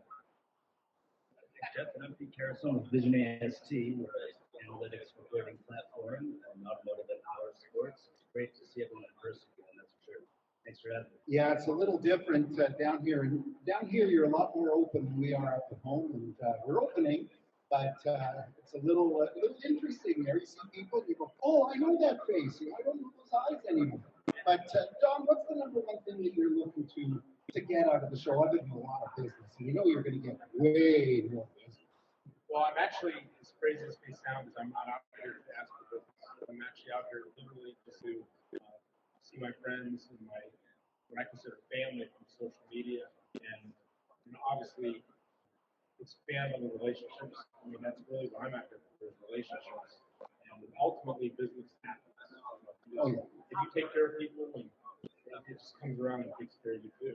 Sure. I actually had somebody tell me that had been to earlier ones, their dealer, and he says he gets home, and 2 weeks later, the CFO comes to him and says, what is this? I mean, ask us to pay for something. He goes, I don't know. And then he's the sales manager comes to him and says, what is this platform? I got these two guys showing up to do an install. And so of course they show up. What about yourself, Peter? What's your number one takeaway you want to have here? It's a relationship thing. I've talked to a lot of people all day long on this moment. It seems every time we meet with friends. In fact, the first two meetings today were, why are we doing more business? Why am I not giving you more business? And you come to these events and you reconnect and things really advance. So just a lot of faces have people seem to be doing this. Well, it's definitely about relationships. I don't know how many people that I met who discovered that they're actually big, taller than 4 inches. Because of course, when you happen to win the stream, and then you walk up and you go, as you walk by them, you go, and then everybody goes and looks at the name tag. And John, so you built this great presence. You and I were talking earlier about becoming an internet celebrity. And, I actually do hear that Wayne Newton's going to be standing over there and asking you to be on stage with him today. Seriously though, but you built quite a presence, and part of that was from your drive across America, wasn't it? It was actually Charge Across America. Charge Across. Sparked by Fleet and Charge Across America actually approached me, and I had the opportunity of doing a cannonball run style race from New York City to Los Angeles, California. With a twist, we couldn't go over the speed limit, but we were also driving fully electric vehicles, so charging stations, flying the distance, finding where you're going to charge.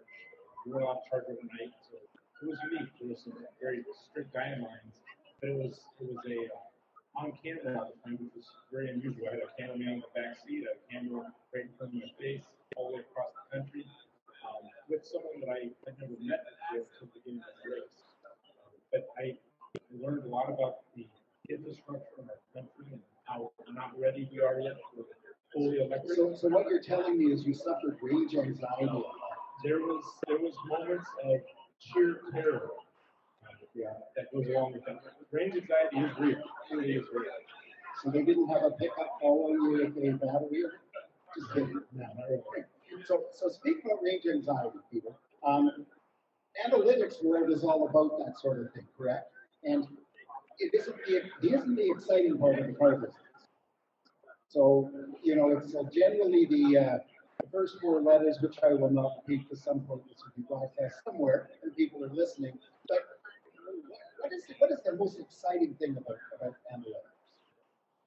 Well, the exciting thing to me is our passion is taking data. It's taking it and making it digestible so you have intelligence possible. And it's fun to go to a dealer or a provider, agent, and help them spot opportunities to grow. See a bump every time you provide information. So that's rewarding to me. I did it at the dealership level for myself and dealer principal for years, and I'll be able to bring it everywhere and make it really simple with a really nice user interface like that. It's just rewarding. You open people's eyes to what's really happening, taking the emotion out of it. Sure, by all means.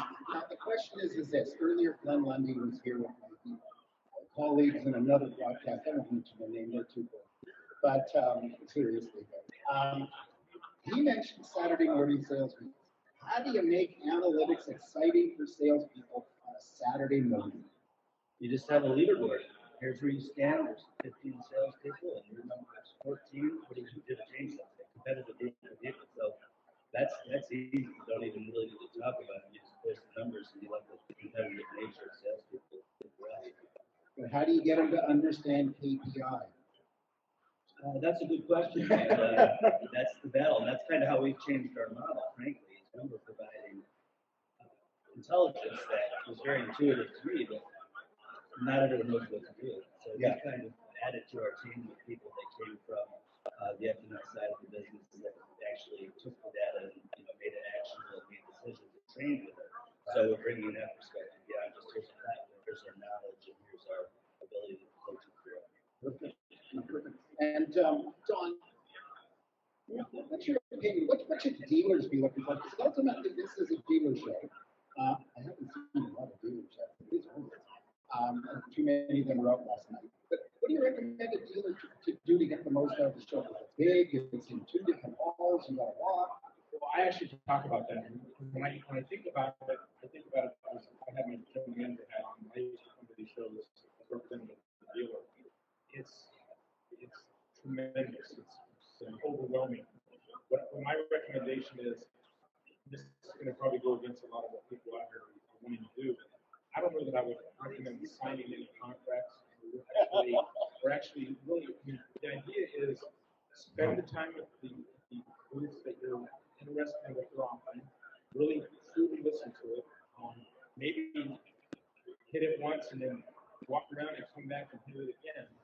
And then take the time to digest what you're looking at. So I know in my role, I have obviously Don Brady Consulting Inc., and then I've got the Vice President of Dealer Success for now. And what I do for dealers is everybody's talking about Carvana and Rowan. I actually can help our dealers become Carvana or Rowan. I give them the shipping button on their cars. The customers can push a button and get an instant quote to ship the car from the dealership to their house. And I don't charge the dealer anything. So come in here with an open mind there, because the guys that are saying that the internet's bad and it's going away, or that Carvana is just going to go into business and people aren't going to buy cars online, not really true. They're actually doing this. Well, it's very funny. I'm surprised.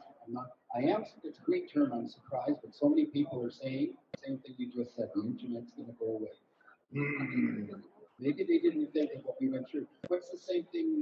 Same question for you. What's your recommendation for a dealer here? Because of course, all of us are ex-dealers. We're trying to figure out why we love it so much. We are ex-ones, but what's your recommendation? Yeah, I think if you find yourself roaming around a lot, so I always think look at your stores, your dealership. What are our primary needs? And I need to find a solution for two of our biggest challenges, and then try to find something new that you can exist to focus on. 2, maybe 3 needs you need to address. Spend your time there, and then you're going to stumble across something new. Don't try and see everything. Well, we have a lot of trainers in this business, and they train in all sorts of. I wonder if we should become trainers and train the dealers how not to buy things, because frankly, dealers are salespeople, and even if they've come up from admin, from fixed ops or anything of that sort, they become salespeople, and salespeople are the easiest sales. And one thing do you want to see here? What is one person, one product, one customer that you want to be here? Yes, I know you're not going to try and sell them, but who do you want to build a relationship with? Well, this may sound crazy, but I was real excited about the first booth I visited is Paul. So a lot of these folks that deal with policy are good friends, from Travis to Ryan to Mike to Greeny. So I mean, really, this is the first booth I made it to of the show. And where I want to go after I finish this podcast. I'm going to be back over talking to these guys. But and I'm going to do that because there's a lot of people that I want to see. Melanie Gordon actually walked by, said hi. I had to find her. Right when I got on the podcast, she was walking by smiling. So I'm looking forward to meeting her. But I'm really just looking forward to meeting all my friends and continue this relationship, because most of my business has come to me because of social media, and I'm very thankful and blessed for that.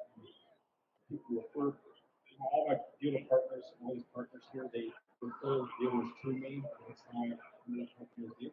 So I think that's the big. I just wanted to meet Don Brady. I heard he was going to be here. Unfortunately, Well, that was my number one, man, because I've been following him for a long, long time, and it's funny, you know, when you take a look, you're a different person than you are on there. Because you are on there is kind of, kind of goofy. Here, you're. No, I'm actually kind of goofy. No way, no way. So you mentioned, it's very interesting. You mentioned Melanie, and Melanie and yourself, and so many people here that we can actually throw these names on and become celebrities. Literally, is it a good thing? Now, I know it's good for your business, but would it be good for you? You know, we got you on there doing TikToks and stuff, and I don't know about that, but what is it about that, in your opinion? Well, first of all, the people that say that I'm an automotive celebrity, I think it's a little boring. I'm just me. That's when I'm on social media. I'm just being myself. But I mean, it's kind of neat. Like, I mean, I still get starstruck. I mean, the first time I met Melanie, I was starstruck, and I'm sure I will be. This will be the second time I've met her. I will be then too. But it's weird because as I've been doing the social media thing, and I've been going to a car dealership, I had one that I was in West Virginia. Salesperson literally ran across the showroom and picked me up off the ground, and then I'm so excited. I want to come out and see my van and take pictures, and then. But then he took me to his general manager and said, "This is Don Brady, the guy I've been telling you about. We need to do all of our shipping through him." And I've been shipping ever since. So for me, being recognizable is not a bad thing. I don't want to become infamous. I don't want to, you know what I mean? I just want to. I want people to realize that who they see on social media is who I truly am. When I do a video and I stutter or I stumble with my words, I do one take. So if I mess up, I mess up. That's who I am. I'm human. So there's people that I've seen that are somewhat phony. I don't ever want to be that guy. Yeah. So do you have plans to become an internet celebrity? I had no plans. Why not? A looking guy like you, and I'll stick to this kind of stuff when I'm invited, but no celebrity. Yeah, by all means. And but it's funny how the power of that, because whenever we have a show, we're every Monday on Zoom, of course, and live on LinkedIn and Facebook. Nice one. Yes, thank you. Thank you very much. But we find that we get people on who through me and my partner, and there's all sorts of people, and there are people that come on and go, "Oh, thanks, man. I really appreciate you thinking of me." And I go, that's great. That's super. I just feel superb about somebody thanking us and liking to be here. So it's very true. You mentioned walking into a dealer, and the dealer backgrounds, but always drove me crazy. It drives me crazy when I walk into a dealer. I don't have anything to promote to a dealership or anything like that. But if I walk in, and the number one thing that bothers me, the number one thing that bothers me when I ran dealerships, is walking into the showroom and being totally, utterly ignored.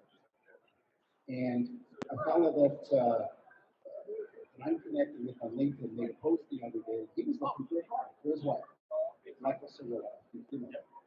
And he sent out some leads. I think he said he sent out 5 leads. Got 2 autoresponders and 3 ignores. Then he decided to expand it. And I think in the end, he 50.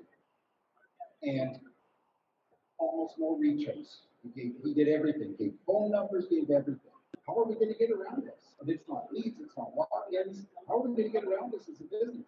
How are we going to get it that we sell more cars? F&I companies make money, shippers make money, insurance companies make money. How are we going to do this? Because it's getting too easy right now. The first thing that comes to mind is right now with the lack of inventory, and there's not that same volume. So salespeople, BDCs, can work their pay plans. So everyone that walks in is going to buy whatever they can find that comes close to suiting them. There's some laziness about it. You had to sell 20, 30 cars, you had to hustle a little bit. Now it's like, oh, it's great, that's good buyers. when I was in dealer group, our dealer principal, if someone before I had my own office for our software company, I was working at the dealership in the showroom, and I was, if 5 seconds went by, I was waiting for the dealer principal to climb on my shoulder and tackle somebody to lose his mind and greet him at the door. So we were a little different. That was amazing how often salespeople would take that same meeting and still not put their head down on the computer. And how you overcome it, I think, is hiring the right people and constant training. Really not accepting anything but top-notch service. It's hard to do. But you make examples of people that aren't doing a good job, and you reward the ones that are doing it. Make examples as well.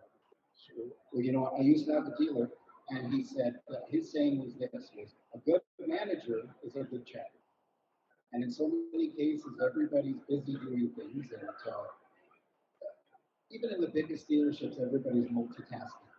And your managers have got their heads buried in the computer, your salespeople have got their heads buried in the phones. A customer, they get the lead. And in the old days, I go back to having rotary dial phones in the dealership.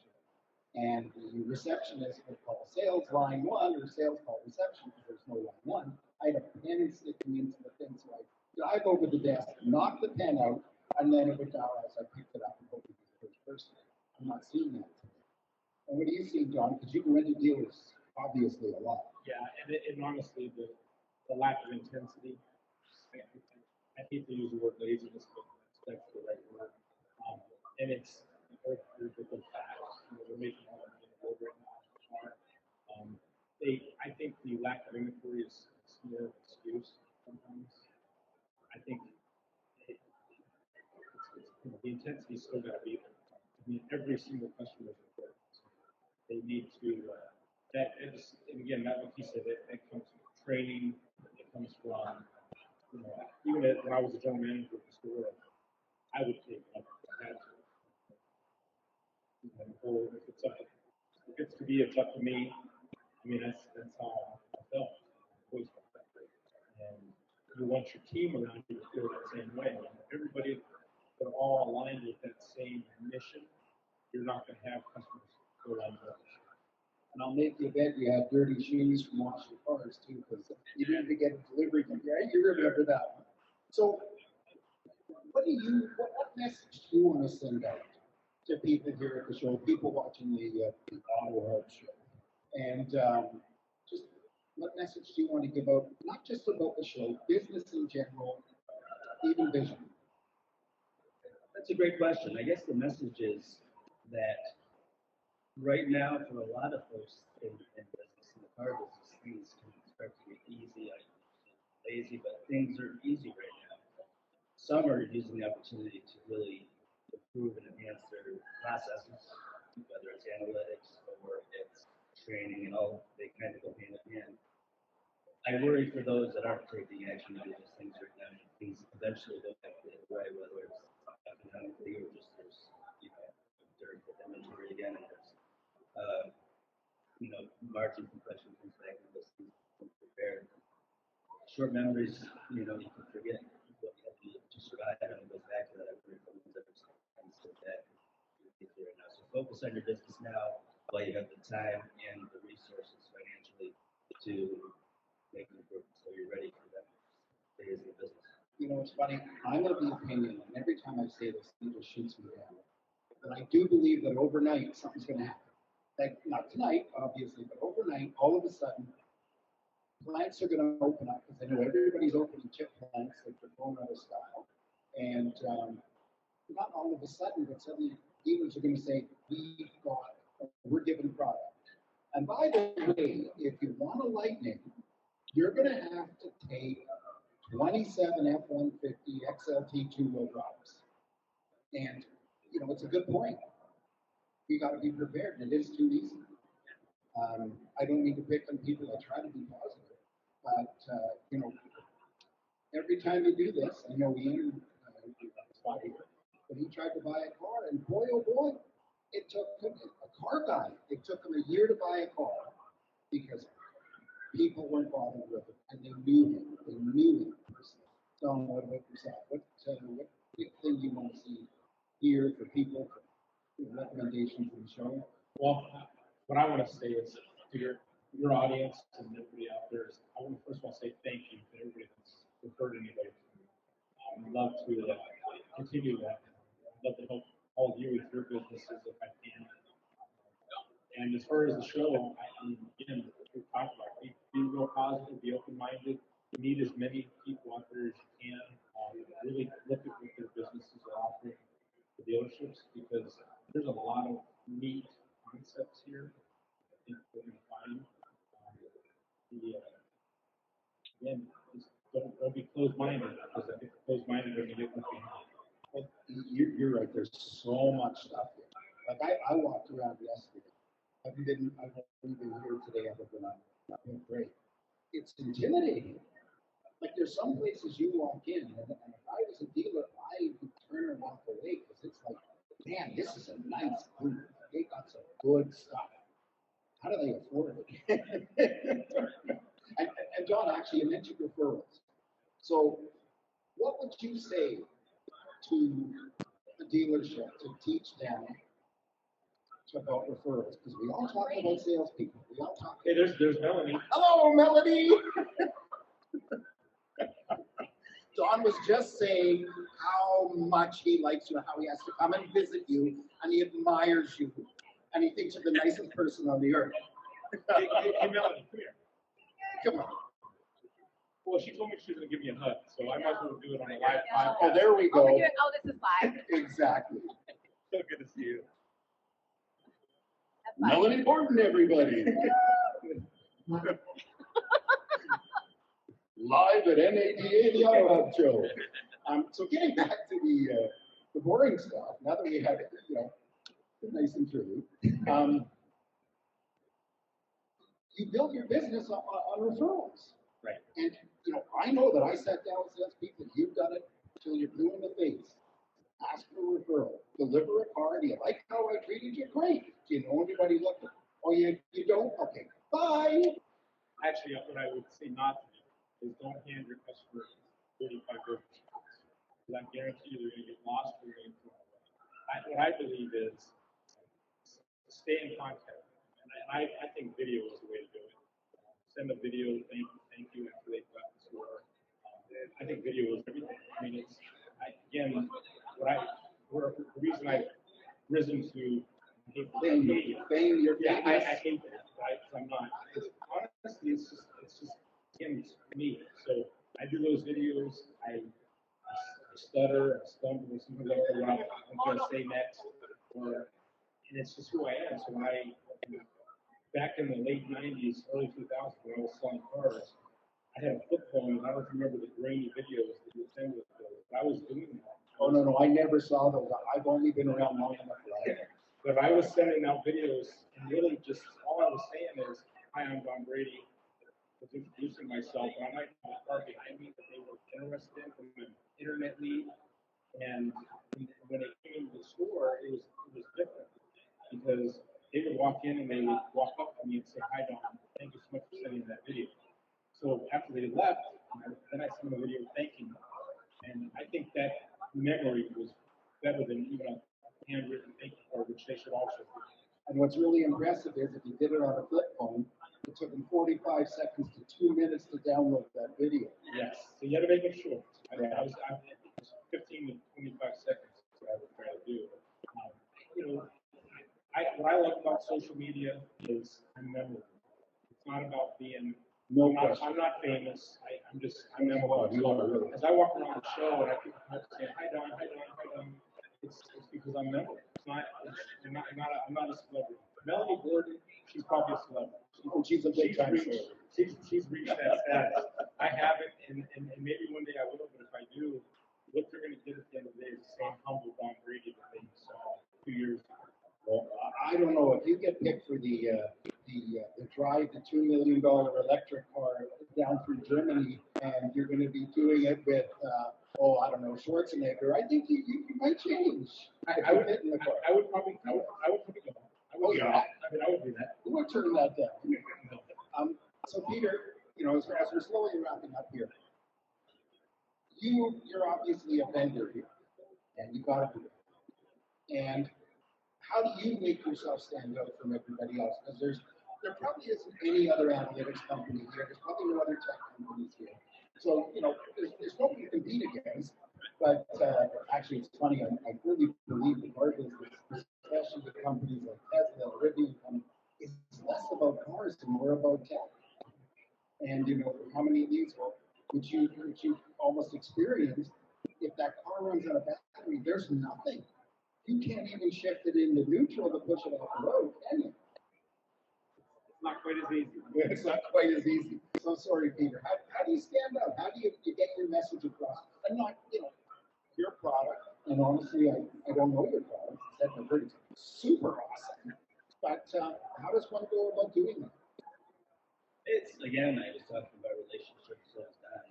It's like, there's flashing everything out there. It goes well beyond the platform. It's what backs the platform.